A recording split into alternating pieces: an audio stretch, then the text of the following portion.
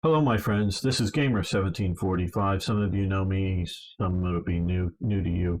Um, yes, I know my screen handle is Gamer. I mostly play historical games and talk while talking about history, and I am a bit of a historian, um, just because, or partially because of my interest and the games that I play. I often talk about World War II history. I do think I don't know who better to talk about current events like these than a historian. I mean, I really don't know who better. I just saw some historian says, "Oh, the historians shouldn't be talking about this stuff." What? Who better um, to talk about it? Uh, at least paraphrase, if not exactly get the quote right. From Winston Churchill, those who do not know history are doomed to repeat it. Winston Churchill was a historian. He wrote histories on the life of Marlborough, one of his ancestors. He wrote the history of the English, multiple volumes, the history of the English-speaking people. So he knew history very well prior to going into World War II, and he saw the dangers of communists, the the Bolsheviks, and the Nazis earlier on than um, most uh, politicians really saw it and really understood how dangerous it is. And yes, we're going to be talking about the Ukraine um, and what's going on there and what I think about it and the importance of it. But first, I want to read something that I think is important. Rudyard Kipling, he is a 19th century English poet. He served for a considerable amount of time in India. I want to read his poem, The Gods of the Copybook Headings. And I think it's important. And I know you're going, what? I wanted to hear about Ukraine. Well, listen to this. Because, I want to say, we're going to be talking about the Ukraine, but what's the real meaning of it and the importance of it is much bigger than either the Ukrainian people or the geography of Ukraine. You know, what's going to be the geopolitical map of what ends up being Ukraine at the end of all this is much bigger issues here. And this is this. As I pass through my incarnations in every age and race, I make my proper protestations to the gods of the marketplace. Peering through reverent fingers, I watch them flourish and fall, and the gods of the copybook headings I notice last them all. I don't read these things well, I'm sorry. We were living in trees when they met us. They showed us each in turn that water would certainly wet us, that fire would certainly burn. But we found them lacking in uplift, vision, and breadth of mind. So we left them each the gorillas while we followed the march of mankind. We moved as the spirit listed. They never altered their pace, being neither cloud nor wind born like the gods of the marketplace. But they always caught up with our progress, and presently word would come that the tribe that had been wiped off its ice field or the lights had gone out in Rome. With the hopes that our world is built on what they utterly out of touch, they denied that the moon was Stilton, it's a type of cheese. They denied she was even Dutch. They denied that wishes were horses. They denied that pigs had wings. So we worship the gods of the market who promised us these beautiful things. When the Cambrian measures were forming, that's the Cambrian age way, way back when, they promised perpetual peace. They swore if we gave them our weapons, that wars of the tribes would cease. But when we disarmed, they sold us and delivered us bound to our foe. And the gods of the copybook's heading said, stick to the devil you know. On the first feminine sandstones, or no, that's not feminine sandstones, again, I think another age. So I haven't, I've read this before, but not out loud like this. Sandstones, we were promised a fuller life, which started by loving our neighbor and ending by loving his wife. Till our women had no more children and the men lost reason and face, the gods of the copybook heading said, the wages of sin is death. In the Carboniferous epoch, we were promised abundance for all, by robbing selected Peter to pay collective Paul. But though we had plenty of money, there was nothing our money could buy. And the gods of the copybook heading said, if you don't work, you die. Then the gods of the marketplace tumbled, and their smooth-tongued wizards withdrew, and the hearts of the meanest were humbled, and began to believe it was true, that all is not gold that glitters, and two make four. The gods of the copybook headings limped up to explain it once more. As it will be in the future, it was at the birth of man. There are only four things certain since social progress began, the progressives. That the dog returns to his vomit, the sow returns to her mire, that the burnt fool's bandaged fingers goes wobbling back to the fire, and that after this is accomplished, the brave new world begins, when all men are paid for existing basic minimum income. I'm sure many of you heard of that.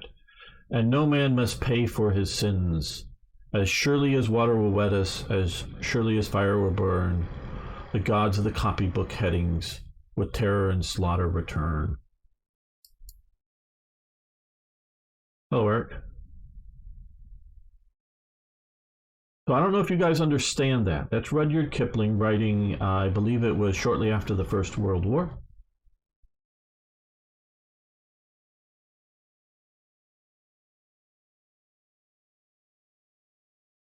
I would say right now, none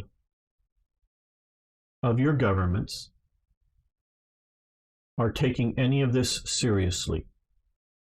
None of them are taking this situation seriously.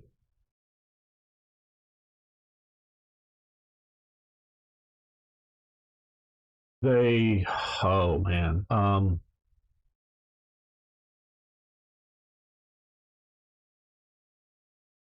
Because this has the potential of obliterating the human race. But no, this isn't some sort of, we all must have peace or some BS like that.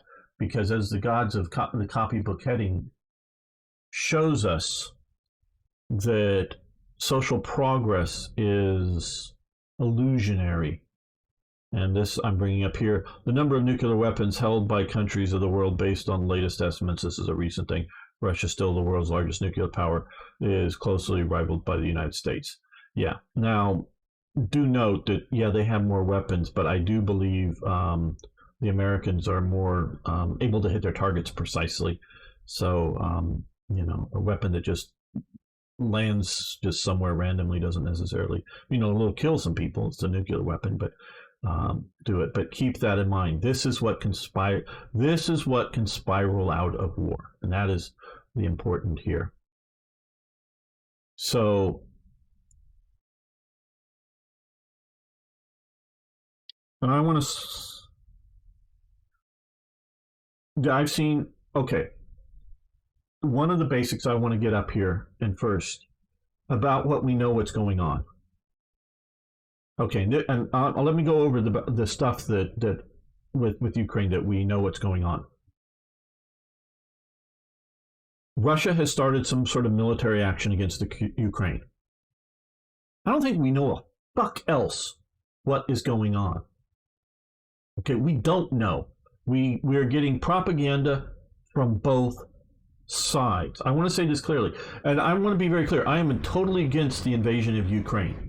Okay, my criticisms of what's going on, and my skepticism about what I'm seeing in the media is not in any way meant to endorse Putin's actions. Okay. But the gods of the marketplace, I should say, the gods of, it's, what do you want? Do you want comforting lies or disturbing truths? The voters in the Western world, clearly since the end of the Cold War, but we can even look beyond that, have been voting for comforting lies. I watched a Sky News interviewer earlier this morning for me, talking to a woman from Ukraine. And, how can there's got to be some sort of horror story. You're making Molotov cocktails. How could you possibly think this is going to possibly happen? And he's a reporter. Any correlation with China? Oh, we're going to get there. We're going to get there. China has increased import. Yes, we're going to get there, Ari. But your governments, whether it's the Ukrainian government, hasn't taken this seriously. Every European government, every other European government hasn't taken, and I don't mean just the situation around Ukraine seriously. I mean, they're not serious fucking governments. None of these people are serious. The United States, Trump was sort of serious, but he was surrounded by a lot of wishful thinkers. Okay. I have, and here's my evidence. Now, again, I say we don't know what's going on, and we really don't. But I've seen some photos and some video that purportedly, and I believe that to be correct. Please always watch my language carefully when I say something, because we would have seen what's coming. No, that isn't it. That isn't it.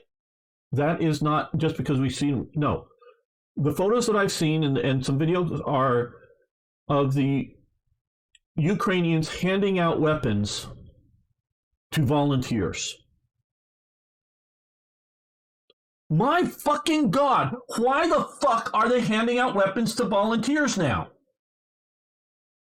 Why didn't they do that 5 years ago? Why didn't they go with like the Swiss model of, hey, everybody, can you walk? Can you hold a gun? Come and pick up a gun. We have them over here, wherever your local town. We'll get you a gun. We'll get you some ammunition.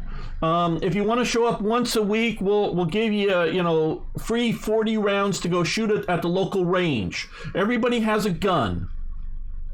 Why the fuck that you've been invaded in? This is just to show right now, because we are talking about Ukraine. They've invaded Crimea. They've invaded down in the Donbass regions and whatnot there already. You've already fucking been invaded. Why the hell haven't you already done a populace handing out of guns? Why does it take an invasion for you to do that? Hello, Tanki Kita, how you doing? Voters in the West have been based. Yes, yes, absolutely. Absolutely. So citizens can spend their... well, do you want a country or not? Because if, what? Why do any of these people deserve a fucking country? And most of these countries in Europe, because there's a lot of small ones, only exist because the U.S. says they exist because of our nuclear weapons. Why does the Netherlands exist? Why does Belgium exist? Belgium exists because Britain for many years said it did. After the fall of the old regime in a post-Napoleonic world, Britain created Belgium. That's why it exists. because it had been part of the Austro-Hungarian or the Habsburg Empire at the time. I know many of you are Europa Universalis players and whatnot, so you know a lot of this stuff. These countries do not exist because they can defend themselves. They only exist because the U.S. says they exist. So if you want to exist, you know, and handing out guns,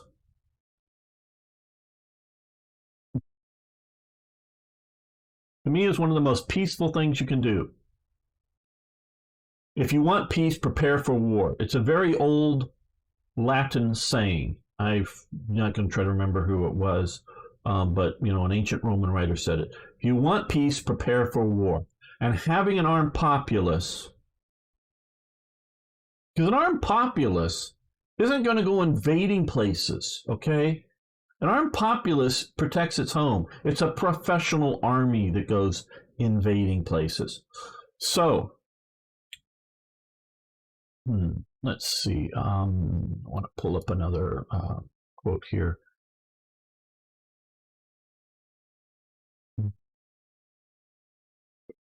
Okay. Here.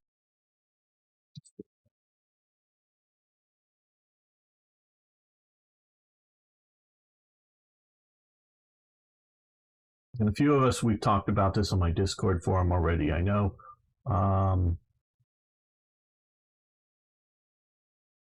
Here.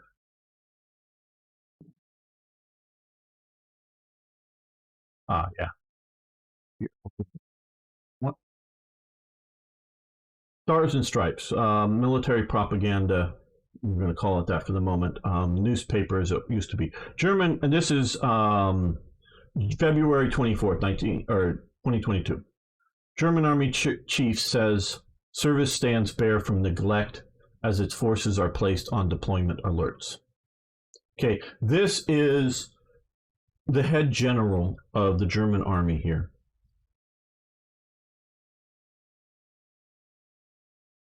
He says their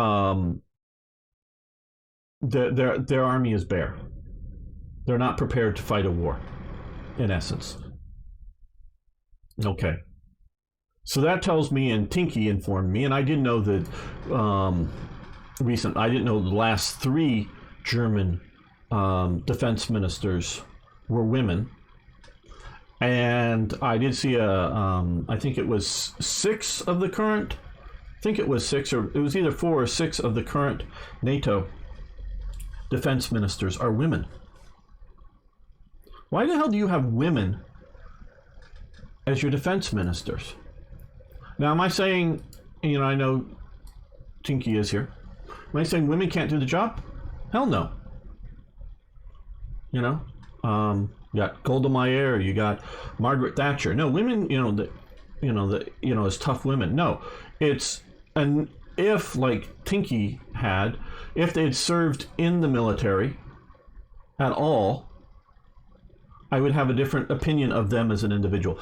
But most of the time, now, she said that for the 3 German cases, those were all threats to Angela Merkel's political leadership, so moved them off into another post to sort of fail over there. So that was internal politics trumping defense. But often I think that they're putting women in charge of the military. So they're putting in essence, an anti-warlike, an anti-military person in charge of the military to keep the military from being the military, from being the dangerous military, because all the military wants to do is go to war, because militaries just want to go to war.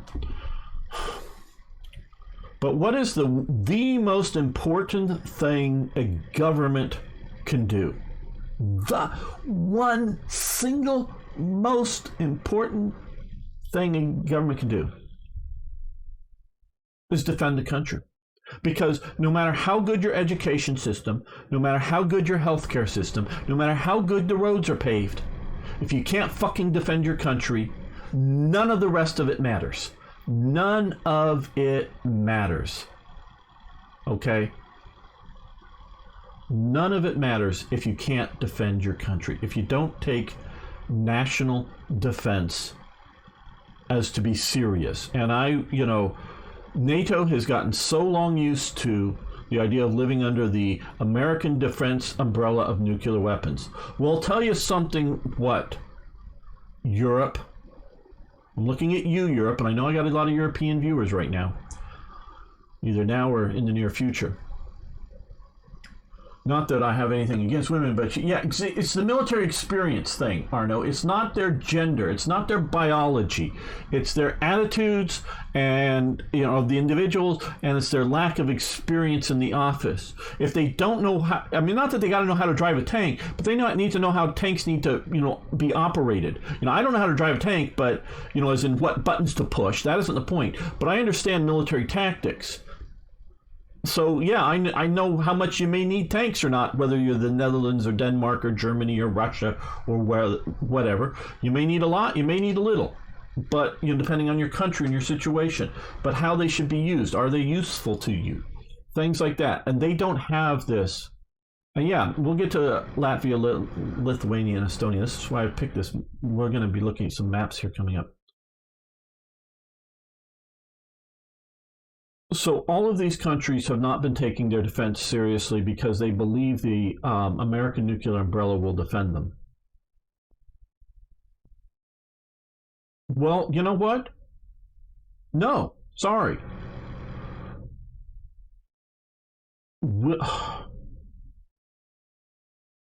I think, it can spin out of control to, massive nuclear annihilation. Yes. I know a lot of you are younger here that are watching or will be watching this later. But I grew up as a little child being taught to hide under my desk if a nuclear bomb started coming in. Now, they showed us, I think it was the movie called The Day After a few times, really, try to scare the kids. Actually, trying to scare the kids, I do believe now, looking back at it, as being, anti-nuke. This was the left's attempt at trying to spread anti-nukes around, anti-nukeism, so that the Soviet wins the Cold War, of course. So I grew up with a very fatalistic approach that, I don't know what's going to happen in my lifetime, but if there's going to be a big war, I'm just going to be evaporated immediately, because I lived in the Los Angeles area, and I knew enough that, yeah, that's where the nuclear bombs were going to rain down. So, boom, goodbye, whatever. So I grew up with a fatalistic attitude that it was probably going to happen someday before the Soviet Union in the West. There was going to be a nuclear exchange. Since the collapse of the Soviet Union, I actually fear that nukes will be used somewhere in the world, more likely, just because some rogue regime, North Korea, Iran, somebody, will fire off a few nuclear weapons somewhere. But I no longer think the likelihood of massive nuclear annihilation. That has really gone down in my thinking of likelihood. I really don't think it's going to spiral out to that level of activity. So, and I've been told that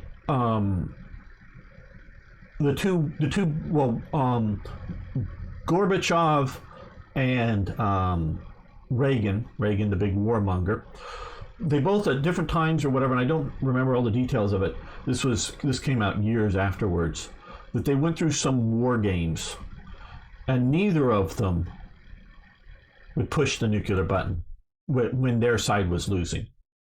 Neither of them. Both men were rational enough, and I don't know what the situation was, but probably just losing in Europe. Neither of them would push the nuclear button.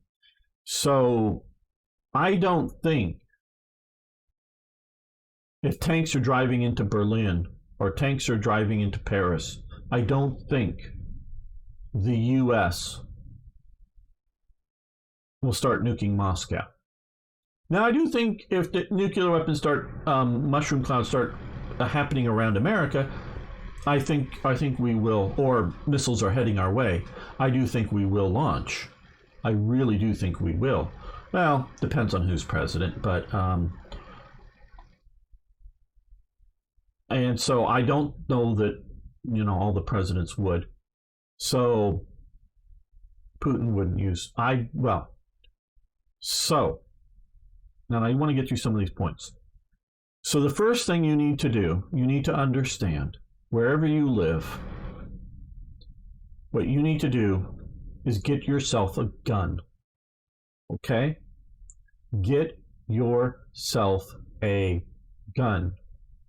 What does that mean? Well, that may mean vote for the person or the party that would allow the citizenry to own guns.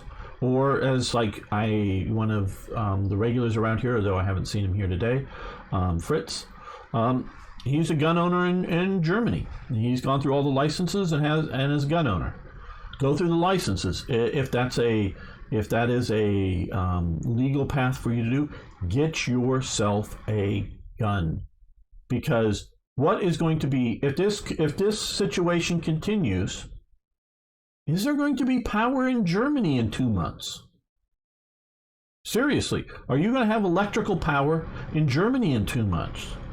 Or are they, when is the natural gas going to run out? Are they going to be able to divert natural gas tankers to Germany from somewhere else? And because I used to work in the grocery store industry, when the food runs out in the grocery stores, people are going to go looking around and it's going to run out quick. They don't, at least in America, they don't stock up food. They had been just-in-time delivery. No additional stocks other than what's on the shelves. So it's changed a bit with the pandemic. But when the food runs out in your cities, people are going to start wandering around your city looking for food. So you need to be able to protect yourself. Not necessarily from big, evil, scary Russian invasion that's already happening in Ukraine, but just from societal chaos. Because your governments have not, if you have your own, build your own bunker underground. Hey, Sir Toyjet. I don't know about building a bunker, but not that that's the worst idea. But, get yourself a gun. Because if everybody's armed, invasion becomes a more difficult situation. So I think I've got that point out here. I want to quickly go through the chat. Party like that doesn't exist in Europe. Well, form a party that will be serious about it, because you can look and find that in Switzerland. They have a highly level, of armed society. So it exists. Now, okay. I just, I don't want to spread misinformation, because, it was Ghost of Kiev, the fighter pilot, that's untrue. All those guys that died on Snake Island, well, I just saw a video a few hours ago, supposedly, of them being taken off of a ship. They surrendered instead of died. So we don't know for sure what is true and what isn't. It does appear from the video that I've seen that things aren't going as well as planned by the Russians. Now, I don't know if, this is February 25th here on one of the situation maps here that purportedly has been happening. This was already sort of occupied down here, and they've been pushing in here.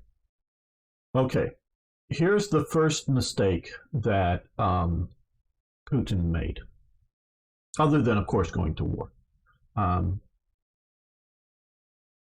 He didn't shut down the internet. I have a book I have a lot of books on my shelves. One of them is called Coup d'etat. It is a manual on how to stage a coup d'etat in a country, meaning, overthrow a country from within, basically. One of its, if not the most key element of having a coup d'etat in a nation is to, this was written back, I think, in the 80s, but was to secure the radio and television stations. Because again, one of my basic maxims, I know if you've watched me a lot, warfare is a political act. Politics are perception, okay? Not reality, perception. So if you can create the perception that Russia is winning, what is happening? Russia's winning. If you can create the perception that Russia is losing, what is happening? Russia is losing. It doesn't matter the realities on the ground. It matters the perception. And this is why, and I know some of the people, I've seen on Twitter that they're sort of, well, I don't want to hear historians pontificating on this stuff if they don't have, a deep background in the understanding of the situations in, Ukraine and Crimea and the former Soviet Union, blah, blah, blah, blah. No, bullshit. Bullshit.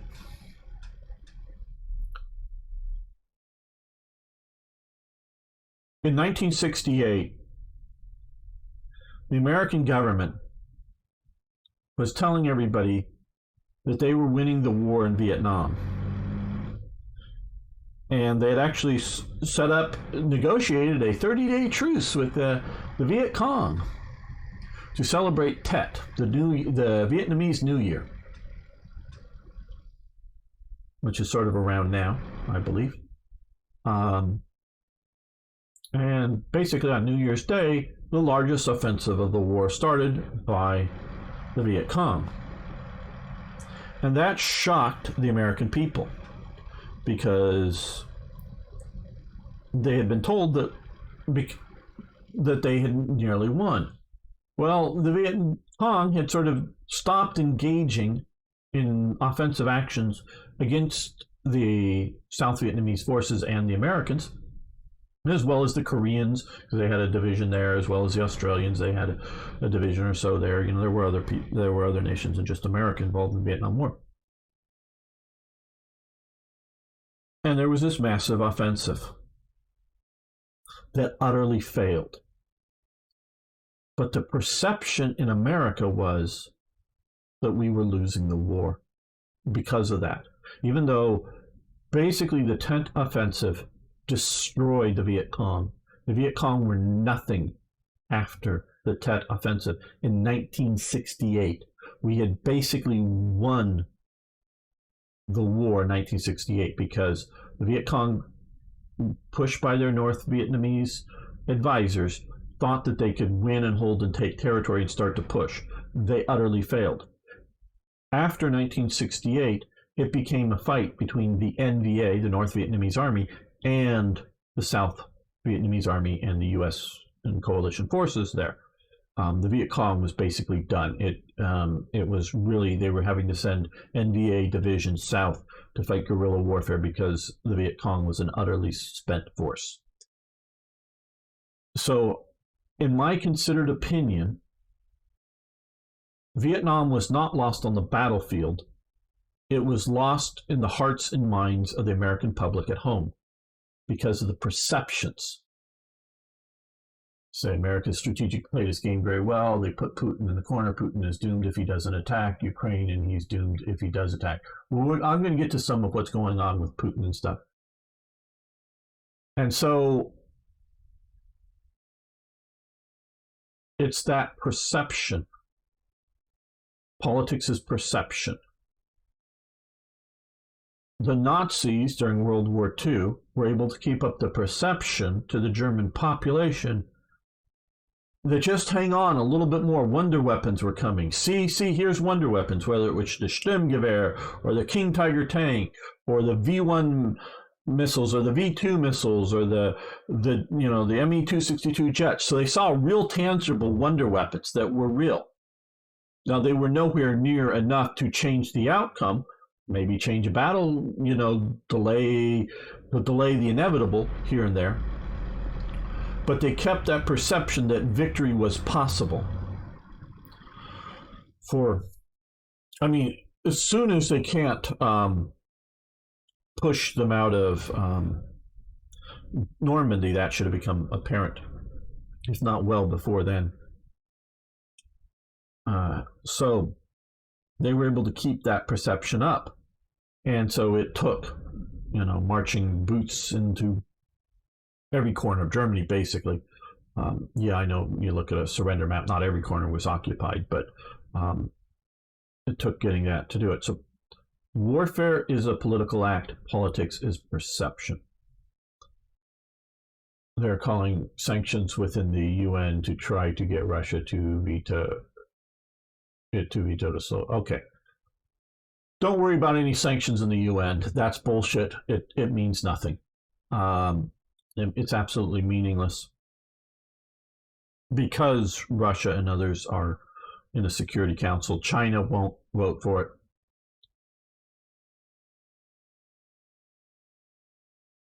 Sanctions. Okay, what are the point of the sanctions? And I'll tell you this for probably most of the governments in what we call the Western world. The point is to show, we're doing something, people! We're doing something! We're sanctioning them! Okay, so you get my tone, it's bullshit. What I don't get is why as NATO nations acted surprised in the morning when Russia attacked. I mean, they didn't know Putin was moving his troops. I doubt it. Well, there's sort of the normalcy bias, the sort of disbelief that it's going to happen. So, I don't know what they know. So if you're going to use sanctions to do more than just simply demonstrate displeasure,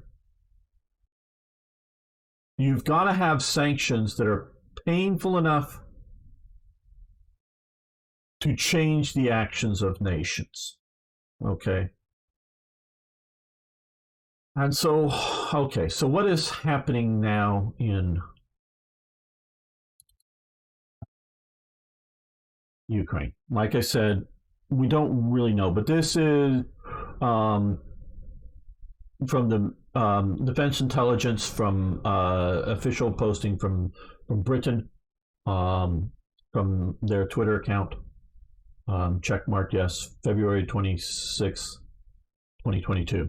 Intelligence update. Russian forces have continued their advance on Kiev, with the bulk of their forces now 30 kilometers from the city center. Russia has yet to gain control of the airspace over Ukraine, greatly reducing the effectiveness of the Russian Air Force. Okay. Ukrainian armed forces continue to put up staunch resistance across the country. Okay. Russian casualties are likely to be heavy and greater than anticipated or acknowledged by the Kremlin. Okay, I think that is a reasonable basis. Like I say, we know very little, and this is very little information that we know. So keep that in mind. Hey, thanks for following. Do appreciate it.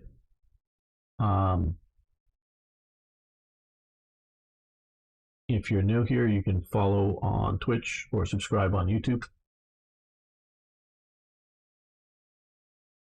Thank you. And the Viet Cong were entirely wiped out. They had major losses in the battle, but they were. I never said they were annihilated. I said they were a spent force after it. It destroyed their battlefield cohesion on a national scale. It really did. They were devastated by the Tent Offensive, and you see, if you look into it, you'll see that it really becomes the NVA after 1968 that are carrying the fight on in Vietnam. And I've read a lot. I was alive then.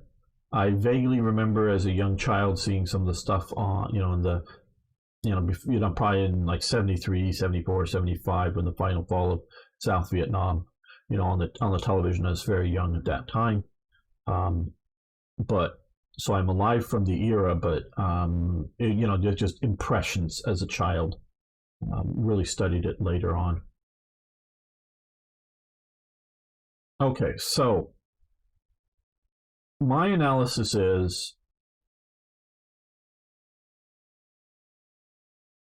the Russians failed to gain control of the information systems, which include the internet, television, radio. That's, I think, would do it. That they, I think I have another map here. I've sort of saved a bunch of these things.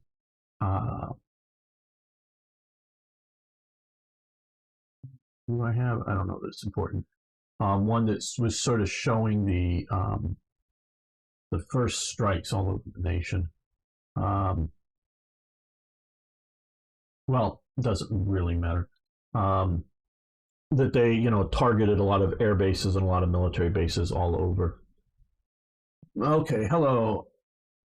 Axe forms somewhere, but don't you think that it's time that it's not about Ukraine, that they amped up or scrambled the signals right, or at least a huge amount of misinformation? Oh, there's misinformation going on, and I know some people are coming in now. We know very little. We see a lot of information being put out there. Some of it is correct. Some of it, like what originally was Russian tank drives over old man in car.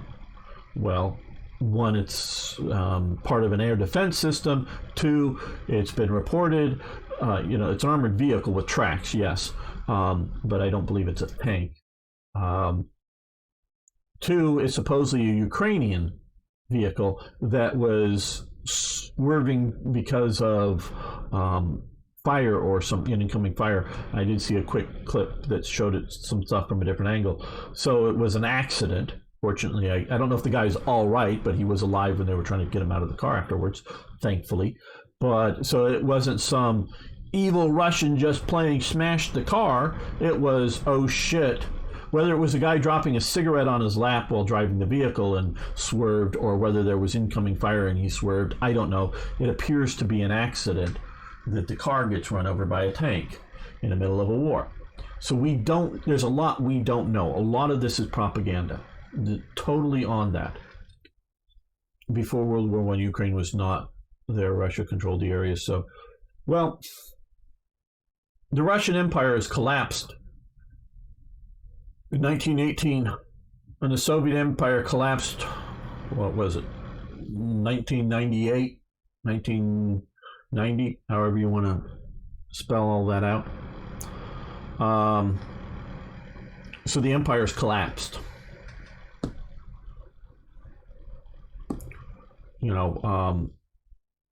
Please be civil here, but yeah, how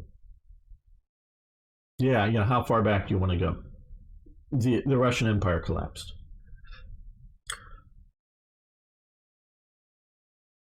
But from the video that I've seen of, say, an armored personnel carrier, BMP-like one, with the sort of white Z markings that seem to be being used as a vehicle recognition by Russian forces, sort of abandoned, and the guy's, with his, cell phone, I presume, looking around this abandoned vehicle that doesn't look destroyed. So whether it had a mechanical failure or we don't have any fuel or whatever, it's just abandoned. To destroyed columns. One, I saw a destroyed engineering column that was primarily, I think, a bridging unit. A pontoon bridging type unit. It also had some big trucks with diggers on the back of them. That was all just burnt to some other convoys. I do think the Russians have taken serious casualties in their invasion. I would be hard pressed to think these types of columns, the damage that they have faced now, would have happened to an American invading column. And we can look at the First and Second Gulf War for this, because we had these types of units do long route marches the longest route march in history, and the amount of time was the second invasion of Iraq, where we come out of, Saudi Arabia, Kuwait, and end up north of Baghdad. And there were none of these destroyed U.S. columns of logistics troops or other things that we're protecting them enough. Not that there's not engagement, not that there are not casualties in those wars by the Americans. They suffered, they did. Not saying it's, but the sloppiness to have your column shot up the way it was, whatever shot it up, is incredible to me. So that's telling me that the Russian army that moved in wasn't very well prepared for this thing. Hello, Night Sergeant Huntman. It's hard to get reports on Ukraine. Yes, well, because they don't want to tell you. They don't want you to know. So, just with supplies, yes, not sure. So, so things aren't going as well as they hoped. They launched a initial shock wave, but it seemed very anemic, I think, once we were able to look at it. If you remember George Bush's shock and awe over Iraq that continued, this was a minor version of it. Like I say, they did not seemingly which the U.S. did in going into Iraq the second time, shut down the communication systems. Nobody talked to anybody else unless America let them during the American invasion of Iraq within that country, because they either jammed it or they destroyed it or whatever. So they shut the command and control down. Putin either didn't even attempt to, or failed to do so in taking Ukraine. So that is their first, in my opinion, major failure of the invasion. Now, okay, so this is still a very, very dangerous situation for those outside of Ukraine right now, because there are Russian vessels in the Black Sea, and there are non-Russian military or naval vessels in the Black Sea. And the Russian Mediterranean Fleet, last I heard from H.I. Sutton, he is a very good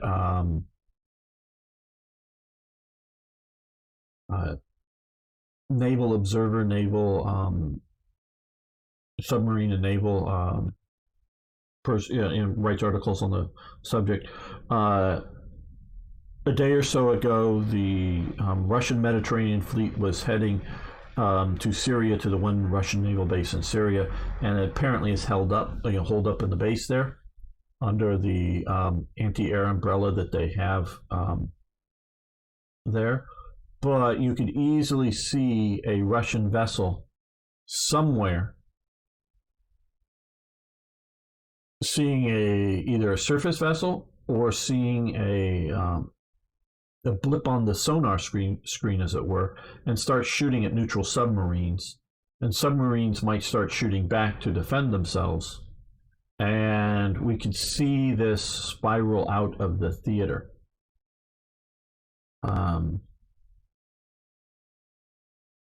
Which is a danger to everyone outside of, everyone everywhere, potentially, like we say. Okay, we'll take longer than, how long do I think the... Well, I saw a report. Again, I don't know how true this was, but Russia's out of weapons, or out of some of their missile weapons, and is running out of. Me thinking that it's Russia can't wage war for. Yeah, well, people talk about economics, but it's more logistics. It's more that supposedly, again, and trust me, I don't know that what I'm saying, when I say supposedly, I'm not sure on the thing, but supposedly some of the raw materials to make some of their missiles come from places like Germany, and Germany's cut them off from it. So they're running out of munitions. At least some of their higher tech ones. I'm not saying they're running out of AK ammo. I'm saying some of their higher tech stuff.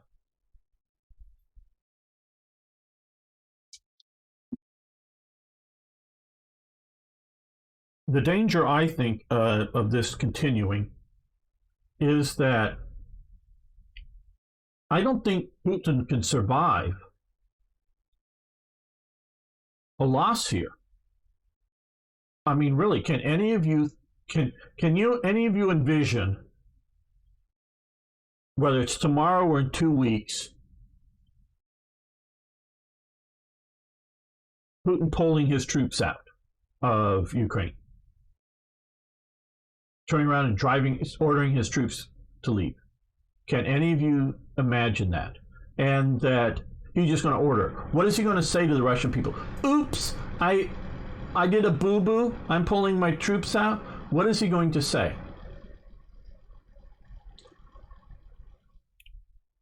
Yeah, he'll never do that, as Cameroon is saying. Yeah, I can't see him doing that.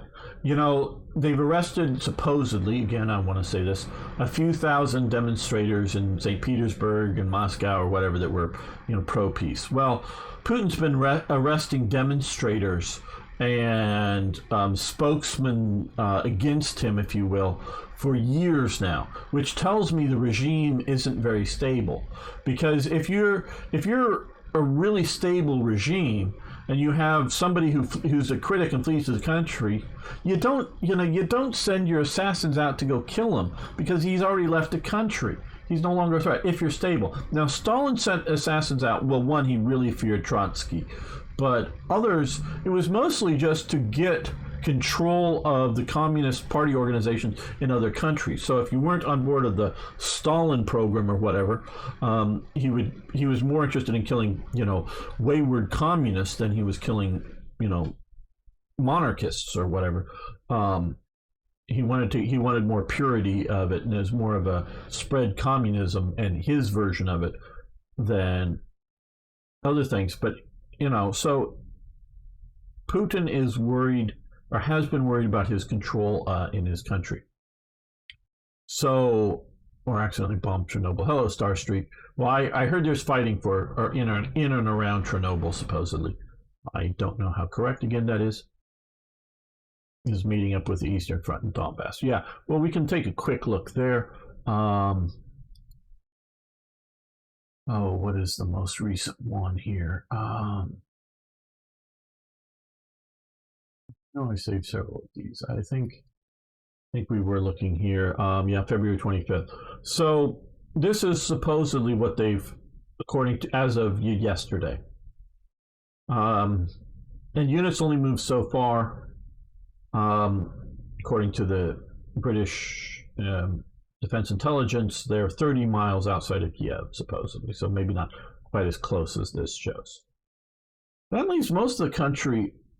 And then they thought they were going to get Kharkov, and I'm going to continue using Western names of Kiev and Kharkov for these places just because I know them, and that's the English names for them.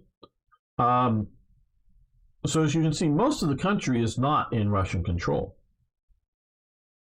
And there has not been a... but I understand what you're saying about 20 kilometers or whatever...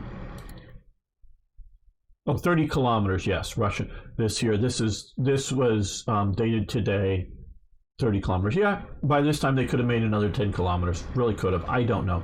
But I'm going from what is something of is a more reliable source than just the internet. This is from Defense Intelligence, from the British Defense Intelligence, published today.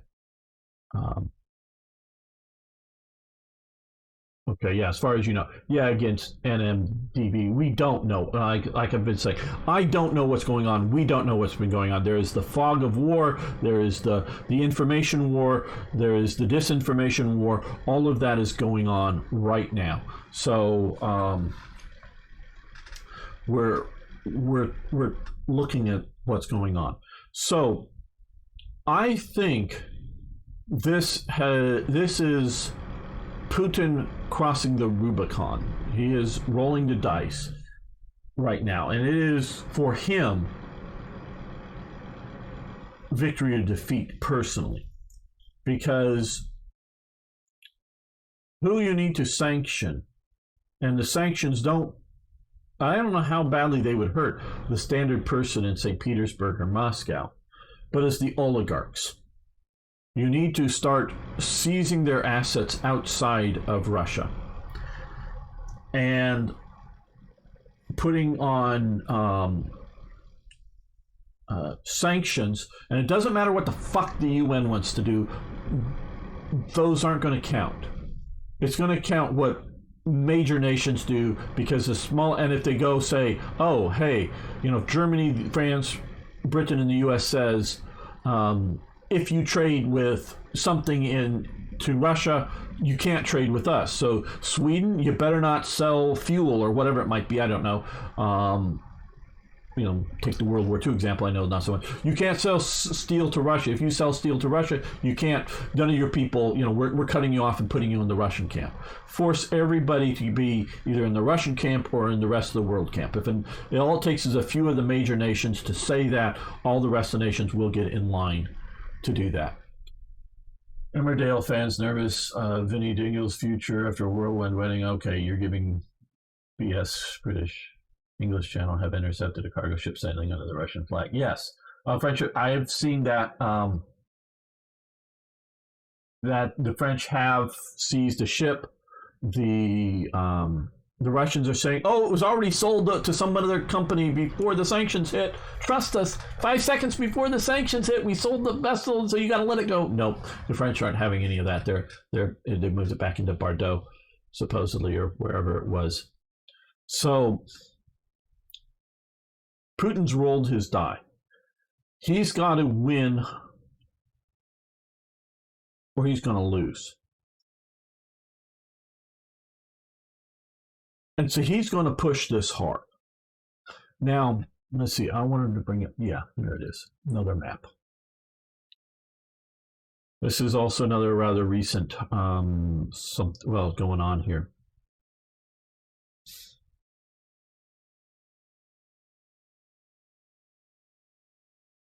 Here, this is Russia. So Lithuania, Poland, Belarus, which is just a Russian puppet, in my opinion. Of course, the Baltic states. This is Russia. Supposedly, Boris Yeltsin offered to give this back to Germany, but the U.S. said no.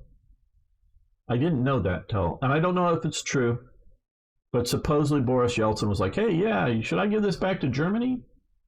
The U.S. said nope. So, when empires start pulling back.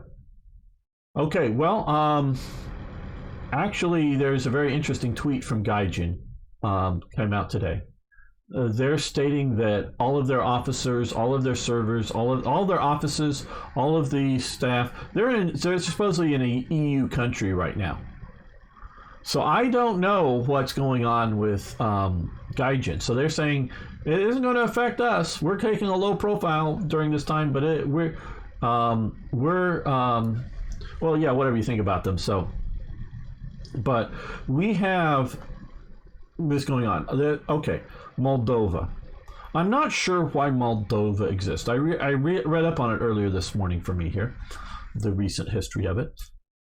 Now, for some reason, and I don't understand this, the overwhelming majority, 90+% of people in Moldova, or at least 80+% or something, speak Romanian. But they're like 90% Orthodox, where Romanians are Catholics. So I don't know. I know until very recently they've had a communist government that had been sort of pro-Russia, so I'm not sure why Moldova exists. Not sure why this territory here is quote unquote Ukrainian and not Romanian. I don't know. But here, this Tristina. Well, it's supposedly officially part of Moldova, but the Moldova says it's a self-governing area. The only reason this exists, and it's supposedly made up of a lot of ethnic Russians and ethnic Ukrainians or whatever, but the only reason it exists, in my opinion, is that Russia has been bankrolling it since 1992. I don't think they have an economy enough to maintain this country and maintain whatever armed forces. Somebody has to be bankrolling them outside of this. And that's got to be Russia. these are occupied parts of Georgia, South Ossetia, and Aberzakia. I don't know, Zakia. I'm sorry, I'm butchering these. And under George Bush, they cut Georgia in two, but George Bush put enough of a push on Russia to get them to back off to previous lines, this current lines here. And then, of course, you have these two breakaway republics in Crimea here. I will, Miguel Neville is a bot. Okay. Well, Moldova is after Wallachia Kingdom. Yeah, I know, but which within themselves are yeah, I know. But again, why does any country exist? Well, like I say, many European countries exist because great powers, often the U.S., says they do. Okay, right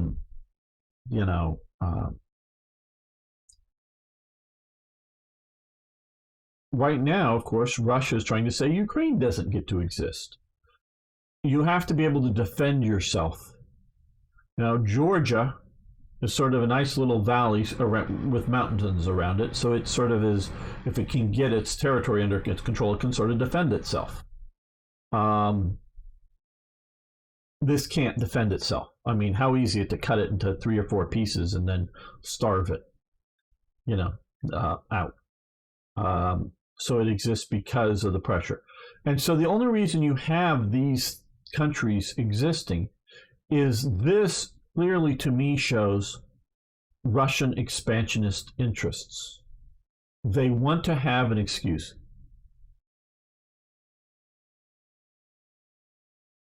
No one remembers Moldova.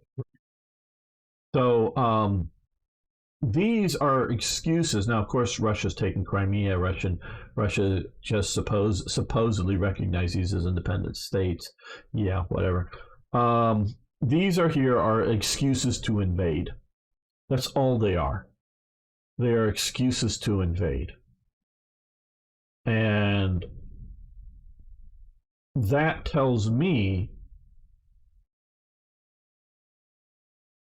along with Kaliningrad here, that they want Moldova, because it had been up until like 2 or 3 years ago, a communist-led government that was pro-Russia.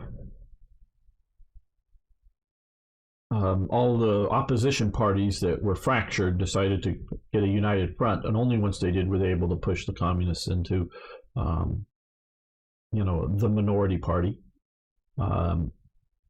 You have large, in the Baltic states, including I think maybe up to 40%, Russian ethnic minorities here that Putin will want to protect and will need to come in. Hey, Martin Smith. So it isn't just about Ukraine. I mean, yeah, we're talking about Ukraine today because there's a war going on in Ukraine. But if Putin is successful, whatever that might look like, I thought he was trying to sort of get this territory here, the sort of south of Dnieper and, east of Kharkov, just so that, control the Black Sea. I thought, people are saying, Putin isn't Hitler. Well, no, he's not, for many reasons. But you have to look at the patterns of history. You look at something like Japan operating in China. Get Korea, good. Then they want to get Manchuria, call it Manchukuo, put a puppet state. They want to then, they sort of have a little bit of Mongolia that they sort of organize up as another puppet state. Then they want to have another war and get another bite of China, around the Peking area, the Beijing area. Japan did not want to conquer all of China. Japan, at that time, Japan knew it couldn't conquer and occupy all of China. Japan just wanted to fight a war, grab up a bunch of territory, and start organizing it up into puppet states. And they wanted to do that, and then in 10 or 20 years, whatever, do it again. 10 or 20 years, do it and keep doing it. It was the Chinese refusal to negotiate to surrender that frustrated Japan's push into this. I thought that was Putin's goal. And it still may be Putin's goal, though some people are talking like it's not really to take over Ukraine. And the forces that he sent really are not capable of taking over Ukraine. They just don't have enough forces to occupy Ukraine.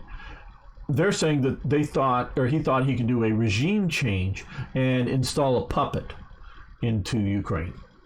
So that seems reasonable with what we're seeing. You know, the distance, keep in mind that it's a very large supply. Yeah, absolutely. Apply around, that means that they're stretched already. Absolutely. How are you comparing? Yes, they did. But they couldn't end that war. I mean, they couldn't. If you look into the Pacific War, happened. You know, the whole. You know, with China. I mean, it starts as more of a Japanese-China war. I know. Is they couldn't get us a resolution out of it. So they keep having to push further and further and get more deep into it. And yeah, they controlled the key areas, but they couldn't end that war. That war was unending, and that was a problem. So I don't know that the forces moving towards Kiev, again, like I said, those of you who arrived later, we don't know what's going on. We are getting information, misinformation, psyops, all kinds of stuff going on. We don't know what's going on. I don't know. You don't know. Now, maybe, you know, the U.S. intel monitors are listening to the radios and are carefully plotting, you know, where the radio transmission is happening and what are they saying. And maybe they, you know, in NATO headquarters or in U.S. headquarters has a map of every single Russian unit operating in here. They may have that. I don't know. But we out in the public don't know. We have some information, but we have as much misinformation as we do have correct information. So we don't know. But from what I understand, the forces that are moving towards Kiev, I don't know that are good enough to control Kiev. They might be big enough to surround Kiev and try to cut its food off. They may be strong enough to move in and hold down key positions. You know, I keep hearing that they're controlling the one of the airfields. I don't know whether it's the airport or something in near Kiev that some commandos got, but I don't even know if that's true. So I don't know that these forces are enough to control, you know, get in and control Kiev. So if the city doesn't surrender, you've got a lot of guys and men and women with AK-47s. It takes a hell of a lot to. We can look at the battles of Fallujah and other things in which, you know, it's, you know, I know the U.S. Army and the Marines are really exhausted after all these years of fighting, but they're so much more competent than what we're currently seeing out of Russia. So either Russia sent the B team in or the C team in, or the Russian military forces aren't so hot because they're getting a lot of stuff. 50 to 60% of forces of Russia are already involved. Yes, and I think they're going to have to push in more. So it doesn't appear that the Ukrainian people are disenchanted with their current president, Zelensky, or you know, the government. It doesn't appear that they appear defeated. So Putin's going to have to push harder. And I don't know what that's going to do. So I think if, you know, because we don't, I don't know what's going to happen. But what I think could happen is we could see a coup against Moscow. Okay, so, you know, the peace demonstrations that you may have seen videos of in Moscow or St. Petersburg, yay, cool, whatever. That ain't going to change a damn thing, okay? That ain't going to collapse the Russian government. Two things will collapse the Russian government.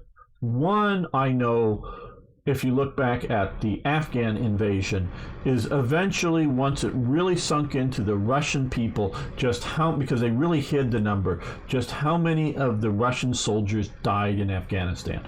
That the mothers, the wives, the whatever, of all those men lost. That is what really started to put a lot of pressure on the Russian government, the Soviet government at the time, excuse me.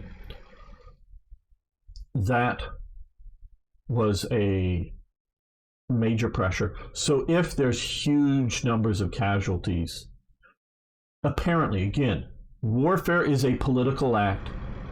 Politics are perception. So if the perception is you send your sons off to die in Ukraine and that's all that's happening, that, whether it's true or not, that will affect the government more.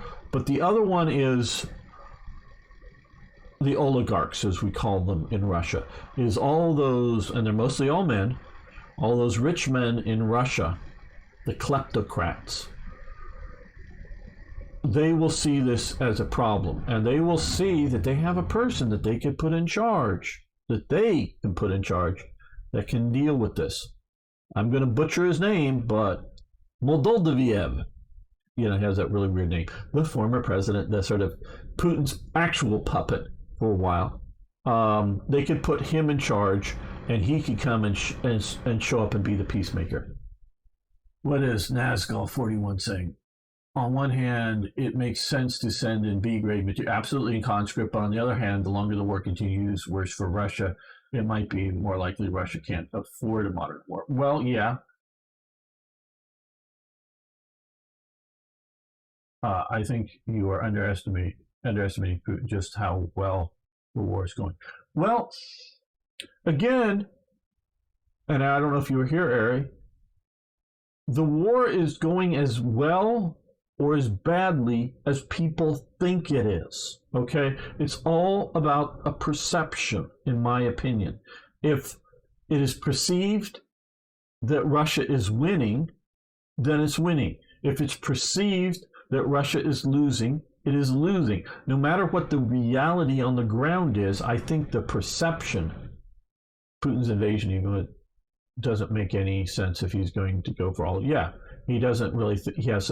We'll see what he wants to do. I think now I'm adjusting. I think he wants to install a puppet government in Ukraine, because they used to have one until the Ukrainian Revolution.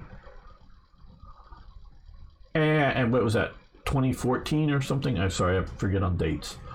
And he wants to have a peace agreement, in my opinion, is to, east of Kharkov, south of the Dnieper here, turned over to Russia. That, I think, is his sort of immediate goal. He wants Belarus number 2, South Belarus kind of situation, and that it's a Russian puppet, and slice off this bit of territory. That is what I think he wants to do. Kevin, Russia will go after the Baltic state. Yes. I don't know so much Finland or Sweden, but the Baltic states, see, if he's successful, he's going to push more. He's going to push into Moldova. He's going to push into the Baltic states. They have Kaliningrad. He's going to, in 10 years from now, he's going to do what Germany was doing with the Sudeten Germans. He's going to create incidents in which he's going to be able to put on his TV of Russian minorities being harassed by neo-Nazis in Ukraine. And that's what, Medvedev. Yeah, that's it. I'm butchering that. Sorry. It's hard for us Westerners to say that. There's what you could take to cut off the Baltic states. Well, see, he just needs to destabilize them enough. Yeah, the former Russian president. That's right. Medvedev. Thank you for putting it up there. He just needs, you see, if he hadn't pushed into Kiev, if he had only pushed into here with his plan of peacekeeping forces, he might have gotten away with it. He just needs to get his, what they call, little green men, meaning Russian operatives not wearing any particular uniform, to stage incidences to then get the governments here to react and/or radicals to go after, burn down a Russian home or two, or a Russian Orthodox church, or whatever it might be. And then he can simply say, destabilize the situation, and then try to present it to the world as he's moving in to create stability. That is how he would do this. And these are much more vulnerable than going up to Finland or Sweden. But I think he's pushing this way. Seeing new materials with artillery and support vehicles run out of fuel. Loss seems racing. Yeah, as fast as possible. This may support the intelligence of the former head of the Estonian Defense Forces and current European Parliament. It is sharing, stating that Russia can only sustain 10 days of combat. They won't attack the Baltics. That's part of NATO. That would be suicide. Why? Why? What would be suicide about that, Ari? Please explain. What would be suicide about that? That we're going to send nukes because they go into Tallinn or Riga? No, we're not. The U.S. isn't going to nuke Russia over it. Germany's already stated it can't. It's stripped bare. It can't deploy any forces. Yeah, but what? Who? We've already, the leading German general in Germany says we're stripped bare. We can't do anything. Who in NATO is going to respond? Who? I read a description of the French are retasking their aircraft carrier, the Charles de Gaulle, to support NATO operations basically out of Romania. It's staying in the Mediterranean, but it's moving. It's going to move up there. And it listed the forces that are part of the task force. I don't know if I have that real quickly here to bring up. Let's see if I do. I can read that. This is to give you an idea of NATO right now.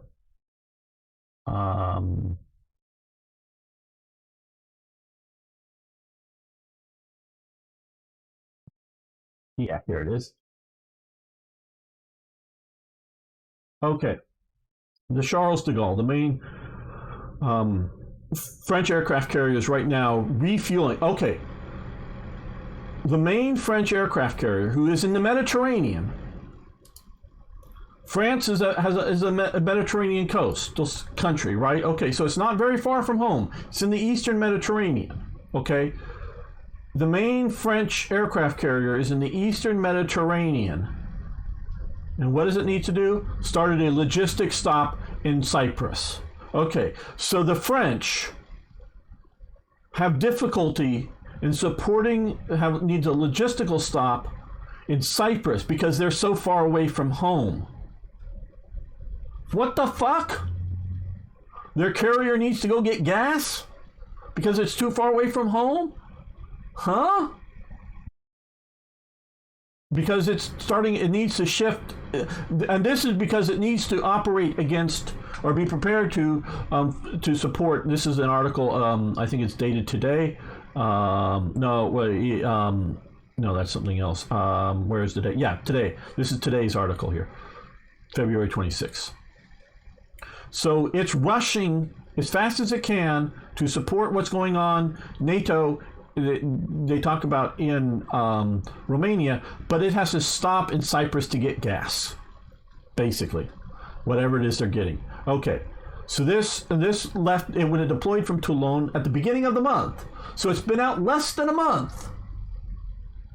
The Charles de Gaulle was composed of, the group was Charles de Gaulle, Horizon type air defense destroyer, Farbin, air defense, whatever, frigate, Assas, frigate Normandy, Durance class replenishment oiler, Marine, Rubis class SSN, U.S. Navy Arleigh Burke destroyer, USS Ross. So it needed a U.S. destroyer to make up this group because the French didn't have enough ships. It needed a U.S. ship. The Spanish Navy's Alvaro de Bazan class frigate got a Spanish frigate in there because it needed some more stuff, more ships. Wasn't big, couldn't support it. The French couldn't put their own task force together. the French, okay, the Hellenic Navy's LE-class frigate, Andreas, a Hellenic Navy submarine, and a Belgian helicopter on board. I had to look up what an NH was. That's a Belgian helicopter. Belgium is supplying a helicopter. This is real, people. Okay, this is NATO. NATO, less than a month at sea, they got to stop at Cyprus for gas, and they haven't even left the Mediterranean yet. And the U.S. carriers can operate globally and not stop for gas to go anywhere they need to go, because they'll get the gas there. So what the hell is NATO? And we're not talking U.S. NATO, we're talking European NATO. European NATO is nothing. I don't know what the hell you think area is going to do it. Who's going to do what? So yeah, I think NATO's response articles are response articles honestly rush right, but elderly marine meeting. So yeah, this is the French Navy's operating. I bet the French Navy has the best food, though. Yeah, I saw an article about the Charles de Gaulle within the last year, about how good their French bread is baked daily on board. It's baked daily, a roll or two of French bread, significant per soldier, per sailor, every single day on the Charles de Gaulle. There is literally a French bakery on the Charles de Gaulle baking fresh bread. You're absolutely right, Starstreak, and I did see an article on that. So, yeah. So, that is the priority. And I'm not saying, and they also have nice, supposedly good French wine. They keep a large stock of that on board. Where the U.S. vessels are dry, meaning there's no alcohol on U.S. vessels. And I think the British Navy is dry now, too.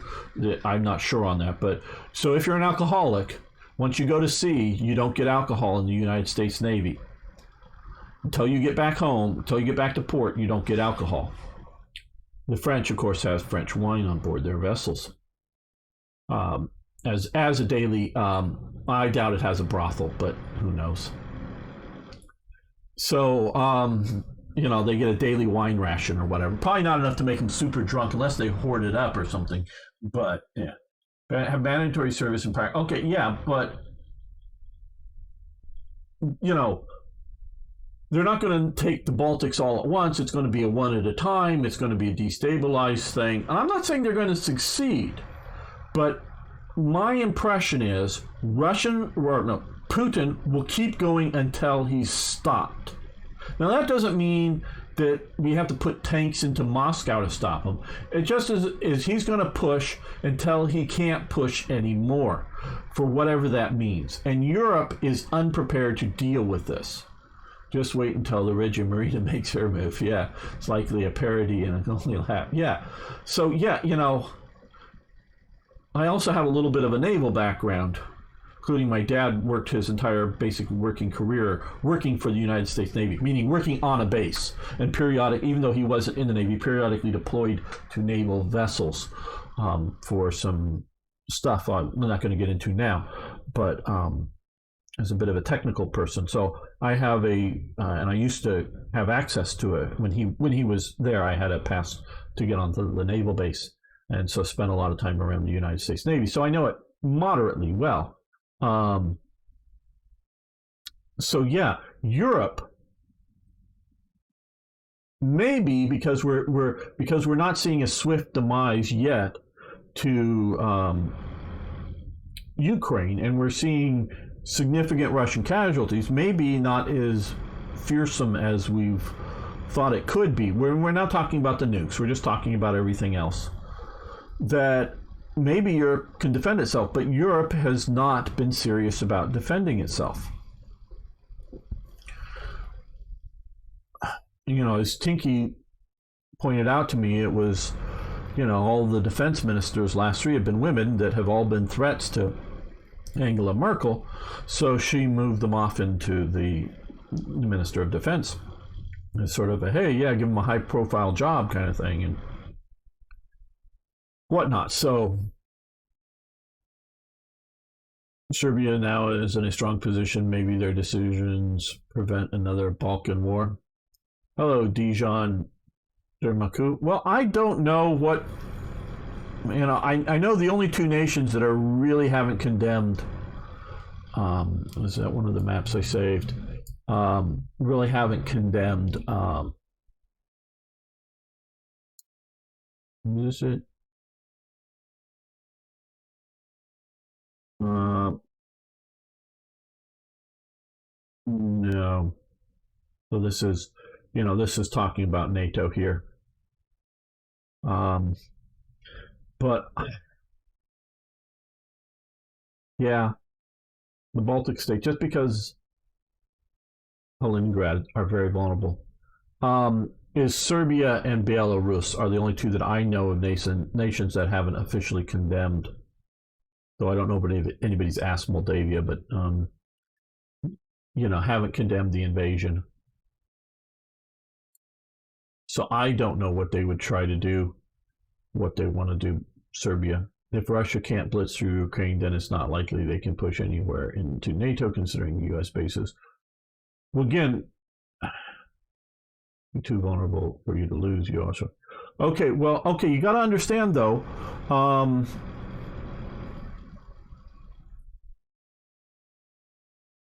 why is this happening now in Ukraine, now today, in the last week?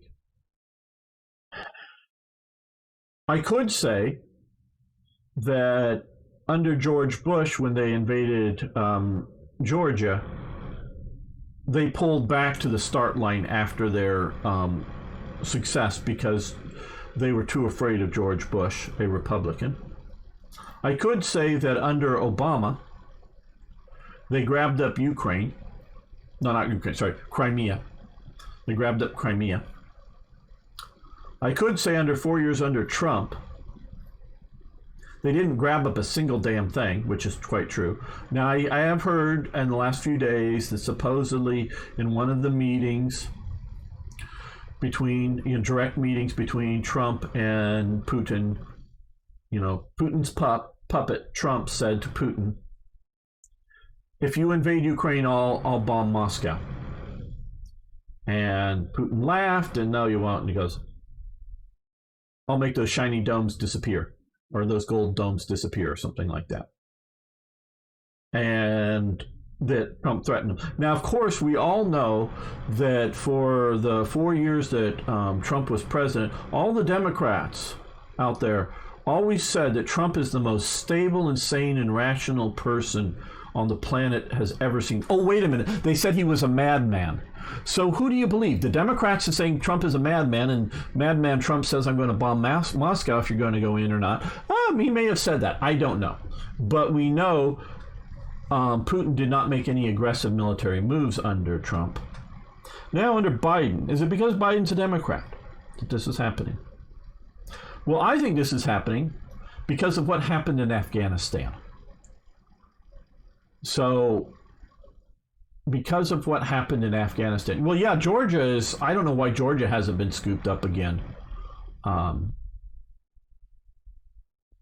so because of the collapse in Afghanistan, and because of our lack of reaction, because when it was collapsing, we could have, even though we were withdrawing our land power, we could have been, just an aside, we had trained the Afghan army to fight under U.S. air support, okay?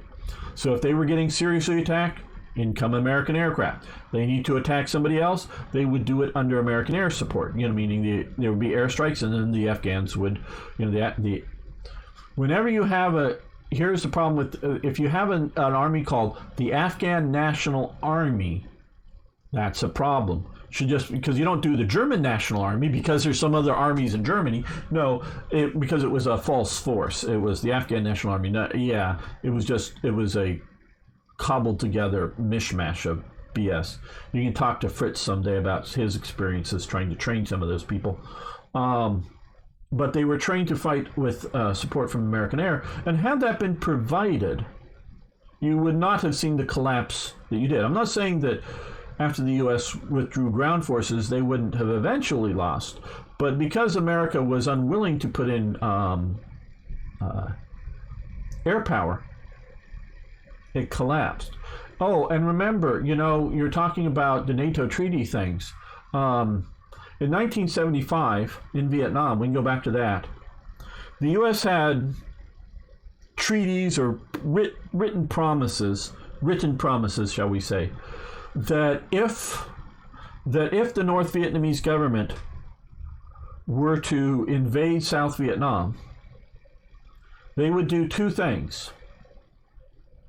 One, primarily, they would every round of ammunition, every bomb, every artillery round fired, every bomb the South Vietnamese drop, America would send them a replacement.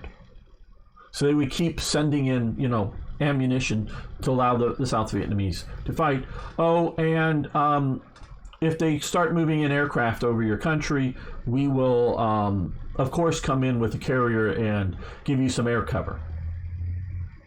Neither of those happened in 1975 when North Vietnam invaded South Vietnam. And after a few weeks, it took a little while, but once it became apparent that the U.S. was not keeping to its written promises, the South Vietnamese government collapsed and the army collapsed. So the mere fact that you have written promises, remember, there was a very strong written defense agreement between France and Czechoslovakia.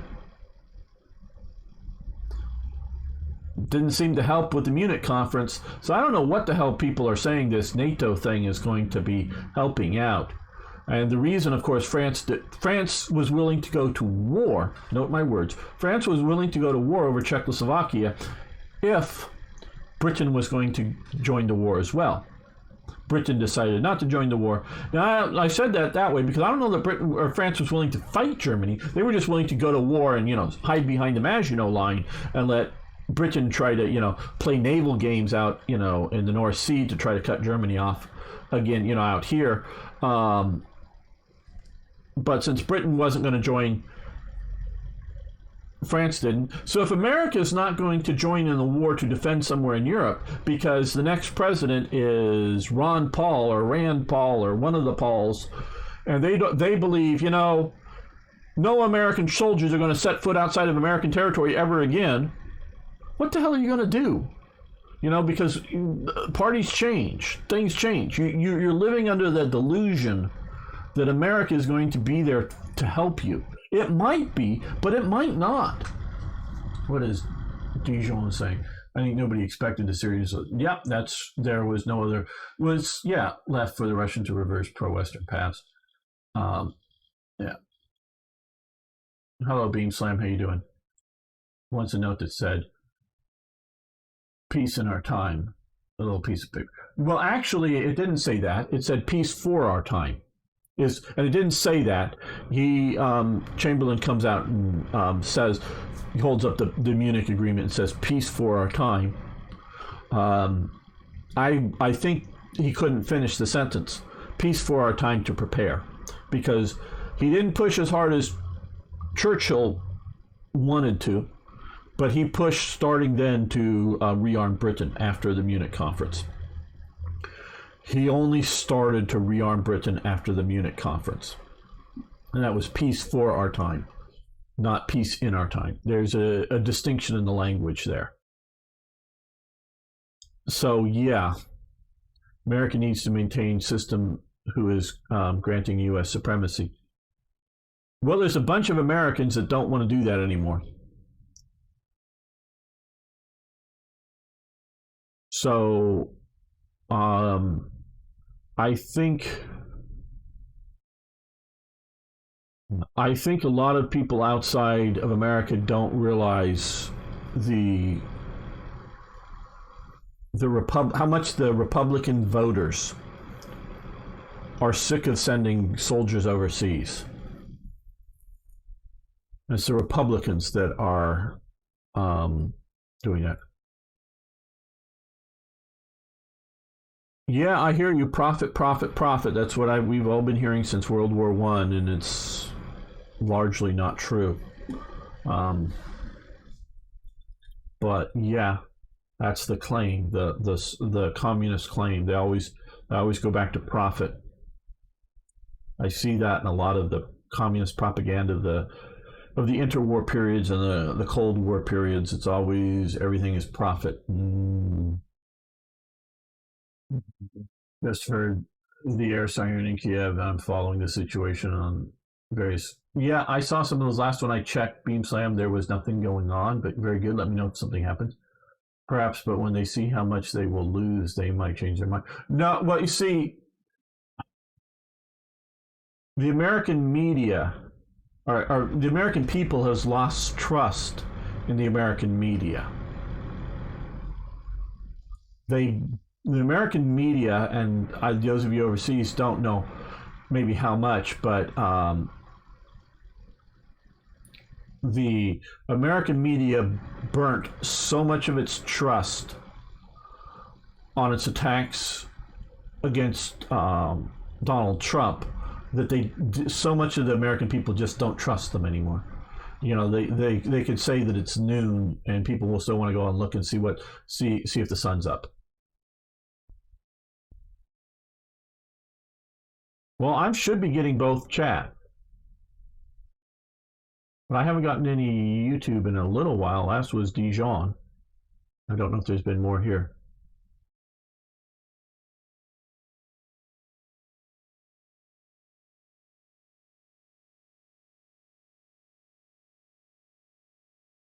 Oh, bot on YouTube, yeah. So, yeah. Do any of you have particular questions? I mean, you've been giving some, but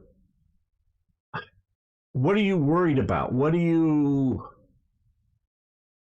guys think? Because I've been giving you I know you've been a lot of stuff. What do you think about the general future of what's going on? Is this the high watermark of Putin? Yeah? Oh, I'm worried about nukes. See, if it wasn't for the nukes, I wouldn't have, because I'm living out here in California, in the United States, I wouldn't have much worries. But this, again, is one of the reasons I sort of saved this ready to put up here is, the nuclear weapons around the world. Oh, one other thing I wanted to talk about. Within the last 24 hours, the let's see, I put it up, I think here. Did it not get here?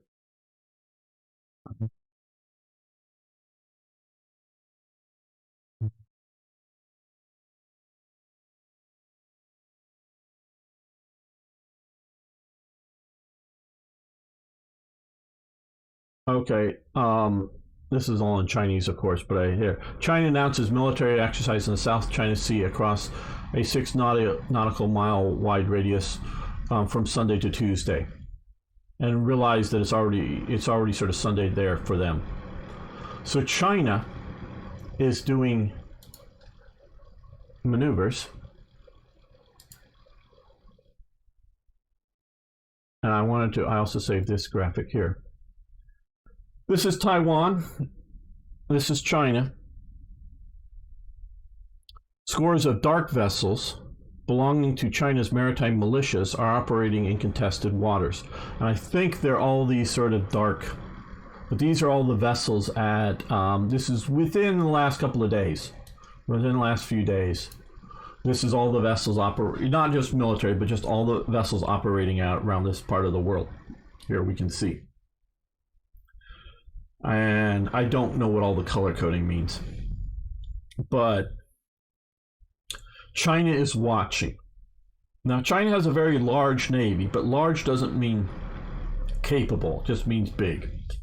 I don't know if they're, and it's seasonal too. It's sort of like the old days whenever France wanted to invade England, could only do it during certain seasons because of the wind. It's sort of seasonal as to when you can successfully invade Taiwan, because there are very few landing reports, and I'm not the expert to know right offhand. And I don't really know. The willingness of China to invade is there. They've stated it. The ability to China to invade successfully, I don't know. But they're definitely looking at the idea. And I think China is watching particularly the U.S. response, because they don't really care about NATO. They care about Britain a little bit, Australia a little bit, Japan some, and the U.S. a lot.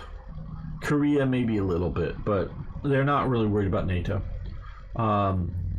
Because what the hell is Germany going to do to them? What the hell? France can't even get a carrier out of the Mediterranean without a gas stop. How are they going to get a carrier to the Pacific Ocean? And it's only been just recently the Dutch actually got a ship into the Pacific Ocean finally, a Dutch naval vessel, in the last like 2 or 3 months. Finally, I mean, after like 20 or 30 years of not being able to get out there. They got a ship out there. Oh, as part of a joint task force with America and others, I'm sure, giving them fuel because they need gas to get there. But yeah, and if you think your GPU prices or your GPUs are hard to get or your other computers are hard to get, Taiwan, there's a lot of the semiconductors are made there as well as in China. If China gets all these controls there and the chaos that happens, it's going to affect you guys a lot. A lot. Let's see. I want to see what we can produce. Not really worried. Just said grew up knowing full well that we'll be blown to pieces when it escalates. But man, I've just had my daughter, and I really want everyone to go home. Yep, I hear you, Tinky. I bet if Putin is not put into check, then China actually. Yeah. I don't know how quickly they think they can do it. See, it's perception. How successful will the admiral tell Xi Jinping his invasion will be, and what do they think the U.S. reaction as it's happening? Not will you, because it won't slow them up a moment if all they think the U.S. reaction will be is sanctions over Taiwan. It won't slow them up a moment. It'll simply be, when is the weather? When is the ships loaded? When can we go? If all they think the U.S. is going to do is put sanctions on. Again, a story is going around that when Xi Jinping was at Mar-a-Lago with Trump having dinner, Trump gets up, leaves, come back, sits down, and just announces to the table that he's there eating with Xi Jinping. We just sent a bunch of cruise missiles into Syria, and whatever was one of the strikes into there. Ones I think maybe some of the ones that killed a bunch of Russian operators, mercenaries, and says to Xi Jinping at the table, "If you invade China, I'll bomb Peking or Beijing." Again, I don't know if this is true, but this is going around. So if they think there's going to be a serious military reaction, doesn't mean that they think Beijing is going to be bombed, but if they think the United States Navy is going to be fighting in defense of Taiwan, I don't think they'll invade. But if they think the political, and of course General Mark Milley, sometime after that, was on the phone secretly to Chinatown. Don't worry, I'll let you know if they're going to actually bomb you. Because he was an anti-Trumper, and he's admitted that he's done this. So this isn't rumor. He said that he called China a couple of times and told their defense minister or whoever the hell, I'll let you know if Trump is really actually meaning it, if he's going to bomb you. So if they believe that all it's going to be is sanctions, they'll invade Taiwan, in my opinion, as soon as they're ready. But I don't know what their perception of Biden or whoever the president might be right now. It really is. Okay, and so yeah, I figured China won't read that long. Just going through the fighting.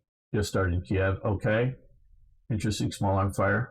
Now, small arm fire doesn't mean heavy fighting. It just means that people are trigger happy, maybe.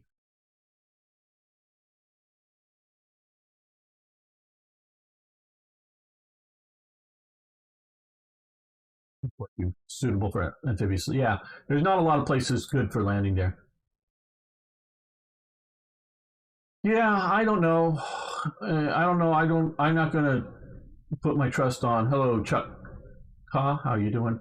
Because that's how you pronounce it. And Putin has future conflicts with China, Islamic world. Well, China and Putin are moving closer together. And mine top everything else. I don't think he's worried about the Islamic world. I think they've largely pulled out of the Islamic stuff outside of supporting Assad. Big bad country right now. It's not seeming as big as maybe, but we'll see. What would you say to the people who say Ukraine war is none of my business? It's not our war. Well, it isn't. It isn't my war. Okay, here's what I think America should do. And everybody can have an opinion on it. This is just mine. This is what they should have done before. America has, but okay, here's what they've done wrong. We'll start with that. America is often drawing lines in the sand. They set up an agreement, whether you want to call it a treaty or not, with Ukrainian government that if they give up their nukes, because this was at the end of the Cold War, if they give up their nukes, the U.S. will make sure that Russia doesn't invade, meaning that they will militarily protect Ukraine from Russian reinvasion. Well, of course, Ukraine was stupid enough to go along with this. The Americans made this pledge. Now, of course, they've invaded Ukraine and earlier, taking Crimea and whatever, didn't really do much of anything. They kicked them out of the G8. It's now down to G7 or G5 or however few it is. Oh my God, they kicked them out of it. Yeah. Okay. Kicked them out of the G whatever. As it G9, G7, G8, G what, goes up and down as to how many people they're having at the meeting at the time. Kicked them out of that and a few other things. Yeah, okay. Is they keep making promises. Make promises to an Afghan government. Make promises to an Iraqi government. Make promises to whoever, and don't keep them. What America needs to do is not be uncertain, like maybe people think Trump is, but be very certain. And make sure everyone believes it. To say, if you move troops past whatever sort of lines, draw them on a map, we will do this. And what I would say, people aren't going to like this, but what I would do is, if they come into Ukraine, I would have said, first, we're going to immediately freeze all Russian assets, private, government, corporate, whatever, in the United States. The United States controls. This is what I'm saying if I was the U.S. president. We will freeze all Russian assets, basically confiscate them. May or may not ever give them back, but we'll confiscate them. We will immediately start the process of ejecting all Russian nationals from U.S. soil.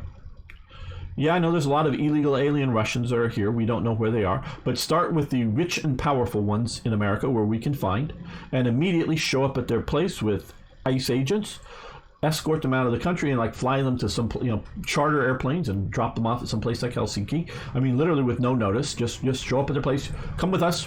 Get your people, and just start with the richest ones, and work your way down, just ejecting all Russians. And then I would target trade with Russia after that, and say that no U.S. goods will be imported, be sold to Russia, and the U.S. will not buy any Russian goods or resources. And just spell that out, that is what's going to happen if you invade Ukraine, like what they're doing now. I would, and do it beforehand, and make sure that they know it's going to happen real. And if they, and so you notice I sort of said stages, start with one and then keep going so that they know that this is, start doing it, start ejecting these people, start sending them out, and get really serious about lines in the sand. And do not draw a line in the sand that you don't mean to keep. Because they used to draw lines in the sand in Syria and other places. If you use chemical weapons, we'll bomb you. Well, maybe, maybe not. So that's what I would have been doing. Not to send in U.S. troops into Ukraine. Not to go to war with Russia, but really do it and mean it.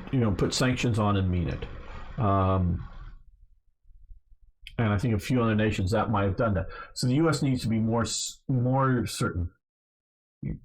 So yeah, I don't know that we need to go to war with the U.S. will go to war for Taiwan. My words, no. I think so, but again, Alex from somewhere, remember what I say. Warfare is a political act. Politics is perception. So does it matter if the U.S. will go to war over Taiwan or not? It matters what China thinks the U.S. government will do. So if China thinks the U.S. government won't go to war over Taiwan, that means they'll invade Taiwan. Now, they may be successful, they may be unsuccessful, because maybe our carriers will launch a bunch of aircraft and sink all their landing craft, and we'll watch the Chinese fleet sink to the bottom of the Taiwan Straits. Or maybe they'll still come across, America will fly some bombers over there, sink some Chinese boats, but more will land and they'll take over Taiwan. I don't know what the outcome will be. I'm not saying I'm an expert to know what everything's going to happen, but I do know enough, that I believe I know enough, that if they think the U.S. won't use military force, if they think so, then they'll do it when they're ready. That's my impression. I think if people think it's their war, they should go volunteer and defend. Yep, I figured you typo. Yep, if you want to go defend, you want to get on an airplane, anybody, and if you're in Europe, you can get on a train and go to Ukraine right now. The borders are open. You can go. The only thing you could help Putin would be quick fall of Ukraine and stuff. Yeah, yep. That's Russia army may be able to break the neck. Yeah, well, if it becomes, so you got to remember, warfare isn't always about armored divisions fighting armored divisions. It can be asymmetrical warfare. Now, we largely won that asymmetrical warfare in Iraq. In the last one, we largely did, and then once we pulled out, then I'm not saying 100% we won everywhere, but largely we won. Then once we really started pulling out, then of course Iran sort of steps in and starts pushing in hard there. Can Russia airdrop or helidrop directly into government headquarters in Kiev? Well, I was informed, I don't know how reliably, that supposedly the Ukrainians shot down a Russian transport plane with troops on board, but I don't know if that's just more propaganda. I don't know. The Ukrainians have surface-to-air missiles that can shoot down transport airplanes. I don't know where they are, don't know how many of them there are. I don't know how many missiles, because they may have, chaff and flares and whatnot to spew out to protect them. How successful, you may need to fire 6 missiles to shoot down one aircraft, or maybe just one missile to shoot it down. I don't know. They can. How many are, they lost a lot of aircrafts, to anti-aircraft fire on D-Day, before, the night before. I don't know how many aircraft you're going to shoot down, how many you're going to get through. I don't know, but yeah, they,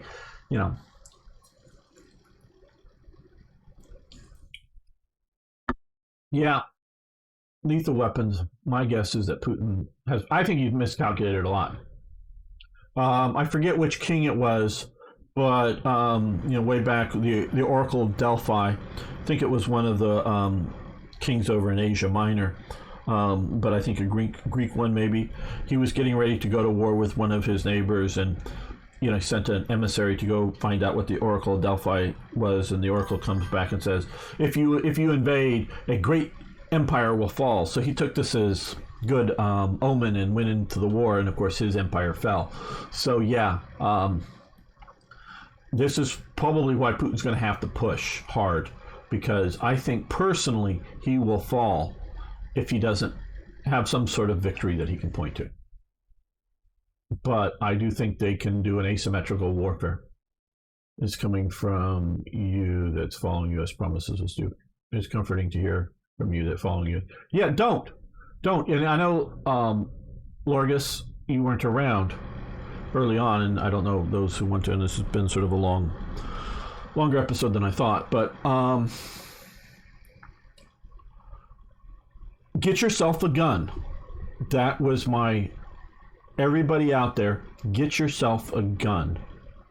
Like I say, I know one who hasn't been around today, but he's a German. He's gone through all this stuff, and he owns a gun at home. An assault rifle. Went through all the stuff to get permission to get those. Get yourself a gun. Everybody needs to get themselves a gun. Arm your nations up. Do not rely on the American military or the American nuclear umbrella, because we are not going to nuke Moscow to save Berlin. We might nuke Moscow to save Britain, London, just because of the Anglo-American relationship. But so we're not going to nuke that. And if you can't defend yourselves, and depending on who's the president, because the sort of libertarian right on America doesn't want troops even stationed in Germany anymore. They want to bring all U.S. troops everywhere home. There's some extremes on that. And the Democrats, they don't live up to their commitments and don't go very strong on most things, unless it's, of course, beating up minor nations in third world or something. But other than that, they don't go hard against Russia. They're the Russian puppets, have always been, whether it's Soviet or Russia. So don't trust America. I made a whole video and I got a bunch of people unsubscribed from it and downvoted it. But don't trust. America is not your friend. It has its own interests. You've got to rely upon yourselves. You need to do that. Germany improved delivery of 400 German-made anti-tank weapons. Good. Yeah, and I would also I'm not against the idea of the U.S. or somebody else sending weapons to Ukraine. Not our most advanced, most high-tech stuff, but, basic anti-tank, tow missiles or whatever the equivalent they want to send, the javelins or whatever. Yeah, send those things. Sure, send them some stuff. But you see, it's asymmetric warfare, and you just have to keep. Most all of the insurgencies in the Cold War, in my opinion, most all of the insurgencies in the Cold War could have been won by the West had they not been supported by the Soviet Union and China sending in massive amounts of aid. I think Rhodesia could have won if it hadn't, if the guerrillas hadn't got massive aid from other countries. You can see Britain winning in the Malaya emergency because they were able to choke off aid because of the tiny little border up north, and the British naval power was able to keep the Malayan guerrillas from getting more aid in, and they choked them off. It was always the whether a massive flow or a minor flow, either way, or somewhere in between, of aid into the guerrillas is what brought down all of those countries around there. And, whether it was in Asia or in Africa or Latin America, if it was just a local uprising, most all of them would have failed. So I do not believe Russia is capable of holding Ukraine down if the Ukrainian people are willing to fight and people are sending in weapons to them and munitions. That's my view. Still trying to get through chat here. Okay, Chernobyl, Afghanistan economic collapse, ships busting into flames in Russia, constantly hooking up. West has come along and pick them up and put them on their feet again. Yeah. Well, cool. With asymmetric remarks. Yeah, so it's asymmetric. You need to worry about. Just think, my country sells tons of shit every quarter to the Saudis, and now they give 400 RPGs. Yeah, I hear you on that. They cannot control or do much about rich Russians if they hold British passports as well. That's bullshit. They can do what they want. Um, are you trying to tell me that if the government, if Churchill, well, what about all these Germans in Britain that also have British passports? Well, we can't do anything about them. No, they rounded them all up.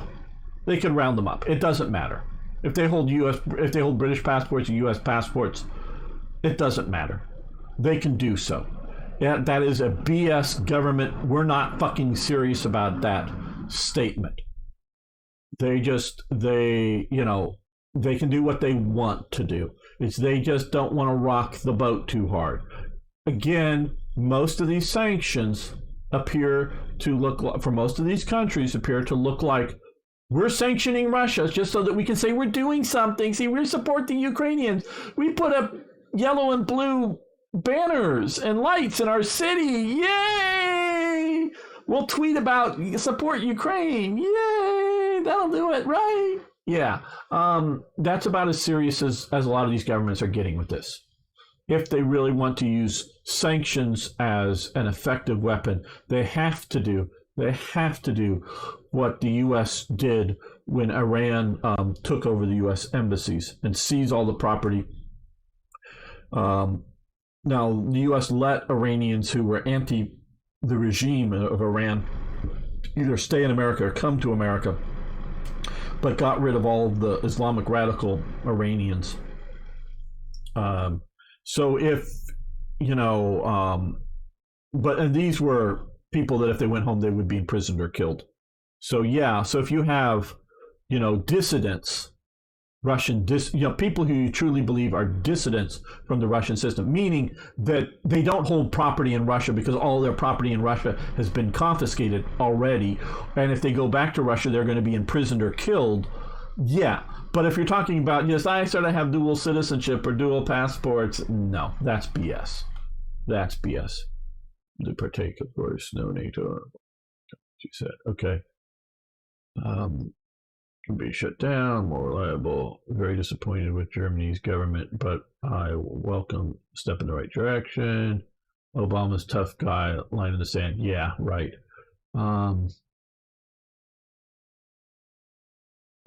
As a sailor, I don't really care about what happens to Taiwan. Yeah, well, it's a strategic problem for us right now. I do believe we are starting to spin up semiconductor fabrication in America, but right now most of it comes from Taiwan and China for the world, as well as much American medicine and other things that we really need to do. 30 years, no one thought about invading Russia to join NATO. Oh, okay. Well, okay. See, here's the problem with inviting Russia to join NATO. Turkey's a member of NATO.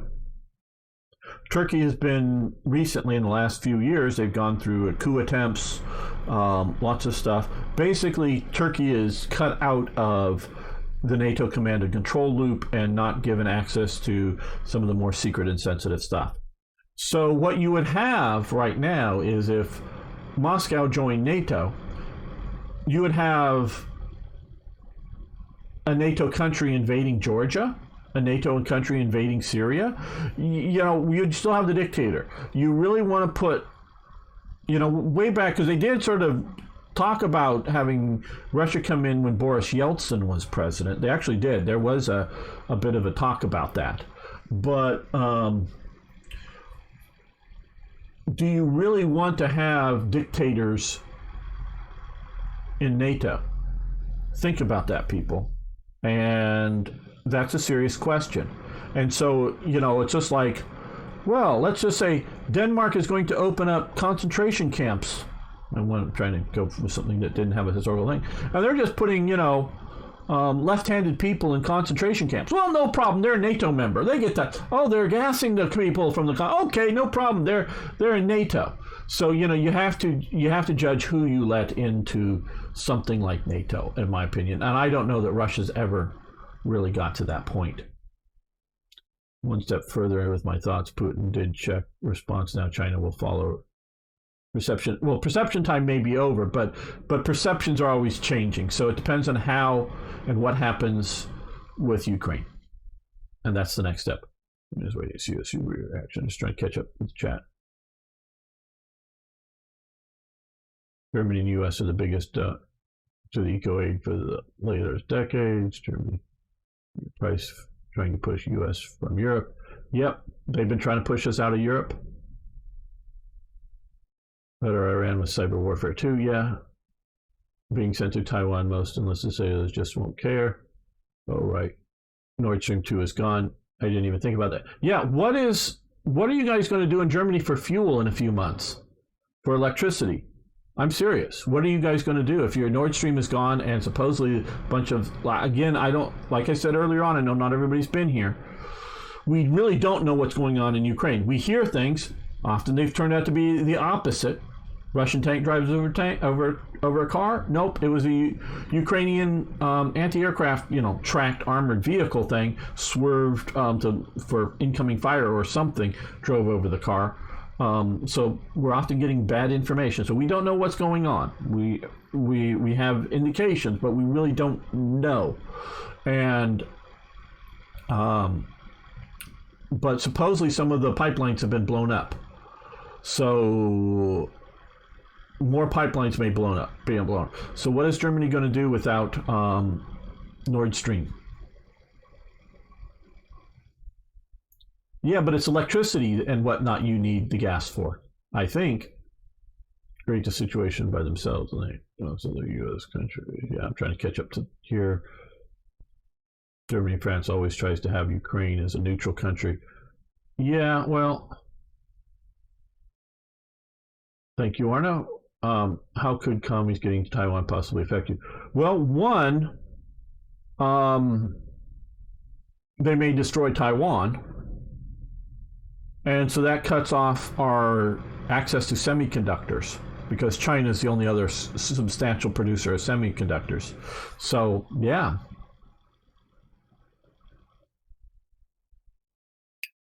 You guys are going typing much faster than I can. So Schultz didn't.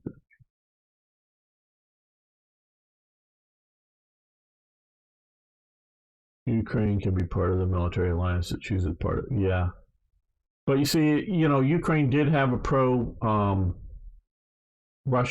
government. Ukraine isn't, in my opinion, a stable country. And it's already been invaded by Russia. So it's not going to be invited anytime soon into NATO. You expect to power closer to here to get stuff. Trade with China, Ukraine, not part of NATO. Yeah. Put into NATO long ago. Full-scale war in Europe would be a major profit for America. No, okay. Here, war is not profitable. I am sorry. It is not profitable. War is hugely expensive, and you don't profit from it. At least not in the modern world of industrial production. What is profitable is the threat of war. Okay, war is not profitable. The threat of war is profitable. So it's the arms race. It's if you start shooting all the aircraft out of the air, that is hugely expensive for nations. They can't just afford to buy new stuff because it's hugely costly. Now, I'm not going to go into all the details, but the idea of your enemies just got these new aircraft. Well, you got to upgrade your aircraft now. That kind of stuff, upgrading aircraft, building new ships, that kind of thing, that is profitable. The threat of war is profitable, not the war. The war is hugely ruinous. Trust me on this. You say profit for America because we're going to be sitting back to sell the weapons. I know, but you bankrupt countries. It would be better to constantly be selling new weapons to NATO members, periodically upgrading them over the years, than have them get bombed and shelled and ruined in the war. Sure, the U.S. company may be sending the missiles, but once that war is over, the nations aren't going to have any more money to buy anything. So it's in the long run, it's actually ruinous. So don't get with that left stuff. I'm sure there's a lot of stuff to catch up. It wasn't profitable. U.S. had so much debt after World War II, it took years to pay off. It was not profitable. It just wasn't as ruinous as it was for Europe or Japan or China. NATO wasn't so bold. This isn't about NATO. I've talked about how with this map with these sort of little puppet states have long been there since 1992, and Moldova had been a pro until just 2 or 3 years ago, had been a pro-Russian communist country. Actually, pro-Russian communist country. This has always been about the wish of Russia to re-expand back in these territories, because especially this Transnistria little puppet state here could not exist without Russian constant monetary support. So this isn't just about NATO. That's a BS disinformation. They've always wanted to expand. Yeah, long time brewing.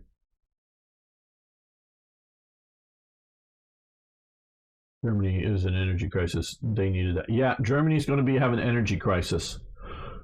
France, I understand, has been building up their nuclear power. Germany has been dismantling nuclear power, and I don't know if they can build coal plants fast enough, because I know Germany has plenty of coal.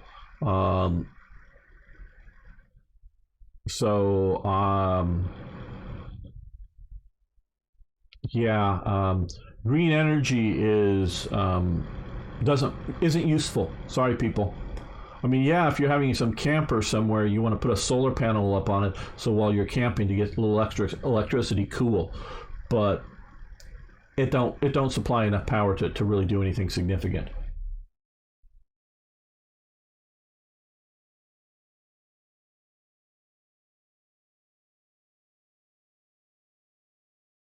New in hindsight, reality. Maybe Canada should seize Alaska. Remember, Starstreak, every Alaskan has a gun.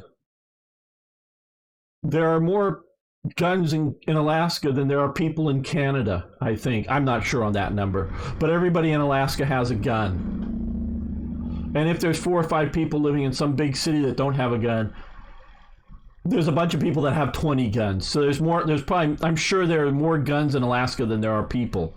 Canada can't invade Alaska. Sorry, it won't work. They can't do that. Hell, southern 48 states can't invade Alaska if Alaska doesn't want them to. They all have guns.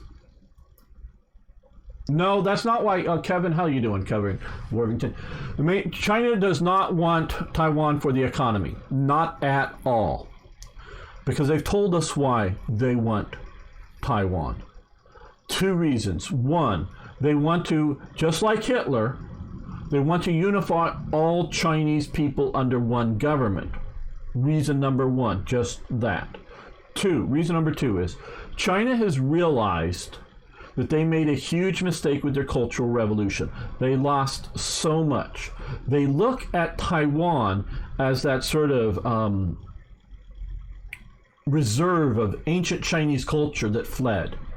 So like if you want to do high-level acupressure or whatever, or acupuncture or whatever, all these other high-level stuff, it's all in Taiwan. They want to get that back into China. It's sort of a cultural treasure box that they want back. So it's not just because they're Chinese-speaking people or Chinese ethnic people. It's their cultural heritage that was lost. They don't really care about the economics. Economics is not the reason for Taiwan. Erdogan is a dictator in there. We should have nuclear power plants. Yes, hello, Extreme Finger. How you doing? If I haven't already said so. We have Christina. They're all hippies concentrated. Yeah, okay. I'm trying to catch up to.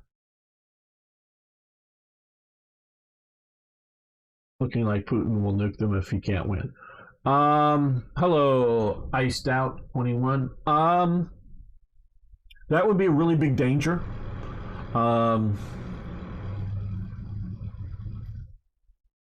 Yeah, I don't know.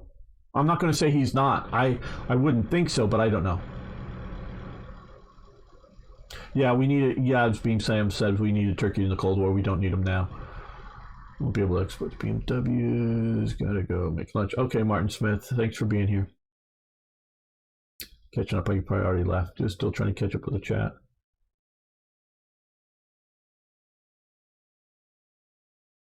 Okay, well, no, Iced Out. Let's go with the stats. Russian nukes. That's one of the graphics I've been using. Russia, according to this, has 600 or 6,257 nukes. U.S. 5,550. But I would, again, from my knowledge, U.S. targeting systems are much more accurate than Russian targeting systems. So, you drop 3 nukes on one place isn't necessarily any more good than dropping one on a place. So, Russia, the balance, don't let the larger numbers make you think that Russia is more nuclear effective than the U.S. But it's still big and serious. So, but that doesn't mean also that all these are ready to shoot. How good are their missiles? How good are their aircraft that are going to carry them? I don't know. So yeah, that's they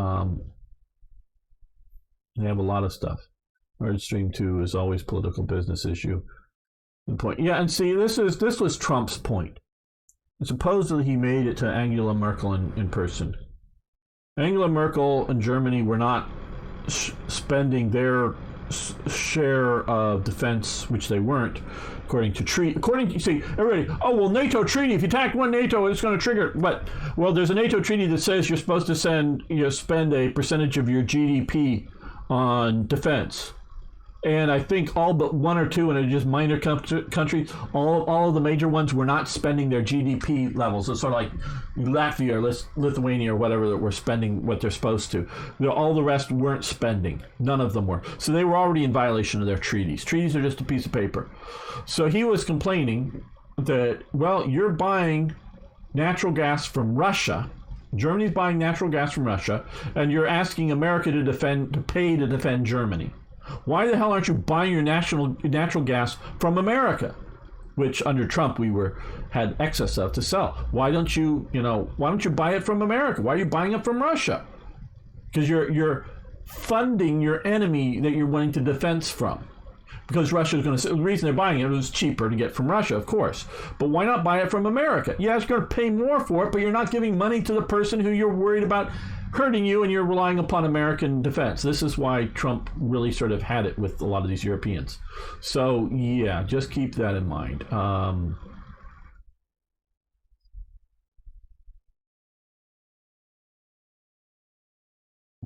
It sounds ironic, but I meant it. Rearrangements need to be done, bringing political. Saudi Arabia is a player, just in energy, nothing else. Saudi Arabia can't even successfully control Aden. They're having huge losses in the Houthi war down in Yemen, I should say, not Aden, but Yemen.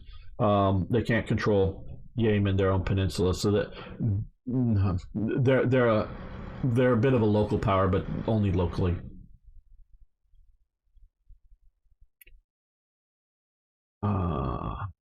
But America help reconstruction of Europe. I wouldn't say no. U.S. reconstructed Europe after World War II and lost its industrial capacity out of that. Detroit is a ghost city. It went from Detroit and other major industrial cities went from the massive industrial power banks to ghost towns now, and it's Germany that got the benefit out of that. So no, you're wrong. If you look at American industry, we helped out Europe and we lost from that. That is totally incorrect.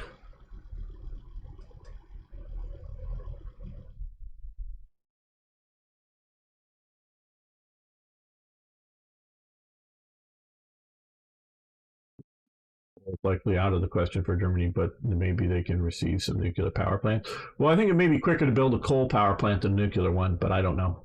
I'm not a construction engineer.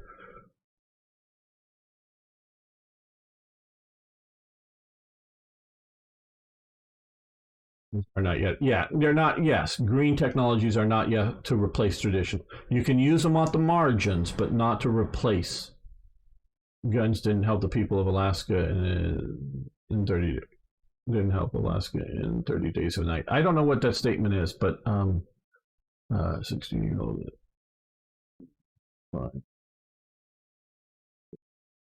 I want to be his legacy. Yes, Xi wants that. That's true. I'm still alive, Anderson. How you doing? Good. Okay, yeah, I had heard that they were going to be sending Chechens. I don't know if they've made it there yet, but yeah. Um, Russia just now threatened Sweden and Finland. Yeah, I've heard. Yes, I heard that threat.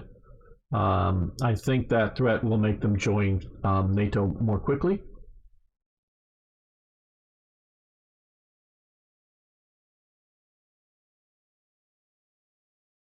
No, I think they want the population. At least that's some of the analysis I've heard that's there. Um,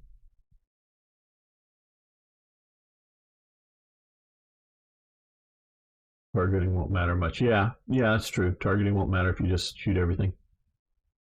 But if they all land in the same place, that's not that bad. You know, meaning we lose one city. You know, all missiles land in one spot. So targeting does matter. To the player, I mean, economically, yeah, somewhat. My map is wrong. Well, I don't know which one. And yes, all maps are propaganda. All maps are propaganda. Doesn't mean they're incorrect. It just means they're propaganda. Troy fell from different reasons. Yeah. Well, the car industry does. Okay, Cameroon. Thanks for being here. Okay, everybody, if you're new here, please give the channel a 30 Days a Night movie where they attack by vampire. Okay, vampire movie. I don't know the movie.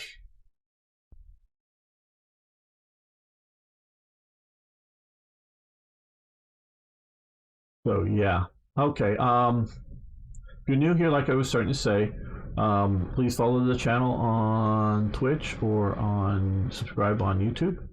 I think we've covered the topic what we can today. Maybe we'll look at this again next week if there's enough changes. I am very worried about what's going to happen because this can spiral out of control. This can be like 1914 or like 1939. It can be. I'm not saying it will, but occasional distance gunfire. What's the difference? Okay, well, what's the difference? In 1939, Germany, leading up to 1939, leading up to it, Germany had signed this thing called the Versailles Treaty that ended World War I. And Hitler broke the Versailles Treaty in many cases in many ways, including reoccupying the Saarland and then remilitarizing the Rhineland, and then because they weren't allowed to, taking over Austria and cutting off the special ports that in Stettin and Hamburg that Czechoslovakia had, and then taking the Sudetenland, and then taking the rest of Czechoslovakia. And he got to the point that when Britain and France signed a defensive treaty with Poland, they're going to ignore that. And he was only worried about what Russia would do, so he did the Molotov-Ribbentrop Pact. Well, Hitler did not want World War II right then. He just wanted a war with Poland. He wanted a war with Poland, but that was it. He got World War II. He rolled the dice. That was wrong. Okay. World War I was an escalation of mobilization. Austria's, effectively in a modern term sense, Austria's vice president was killed, the Archduke Ferdinand. So he was the next guy in line. He gets killed. There's months of negotiation, and then Austria has had enough, so they invade Bosnia-Herzegovina. Well, that says that brings Russia into the war. Well, because France, they were worried about French mobilization. Germany was, and they knew that France and Russia had a treaty. They expected the treaties to be honored, where they didn't in World War II. They expected the treaties to be honored. And so Germany attacks France when they're going to war with Russia because they figure there's going to be a two-front war and they wanted to knock out France. Because they figured France they could knock out fast and take their time on Russia. Obviously, the other way around would have been better. But that's looking back. So it was an escalation of mobilizations. So it's just like if Germany forward deploys a bunch of units to Poland, does that mean that Russia's going to attack Poland and not wait? You know, what? How is it going to? Is it going to look more like World War I or World War II? I don't know, but those are sort of different kind of things. Okay, just like that's. So yeah, so there's different ways it could go, and of course it's its own thing. But this is problems. Okay, my throat is really sore right now. I've enjoyed hanging out with you guys. Yeah, no, I haven't contacted my friend who lives in Sochi. I'm not going to say the name right now. But yeah, I know people on both, sort of both sides of this issue. So, and yeah, I want to thank you all. Good to see a lot of new people here. Hope this was interesting. Hope it's informative. If you missed the beginning of it, you can go back early and see the rest. Thank you. Thanks for following and subscribing, liking the videos. Be back next week either with more Hearts of Iron or if there's enough new stuff, like I was saying, we'll talk about Ukraine or other things as they happen. So thanks, everyone. Thanks so much. See you next time.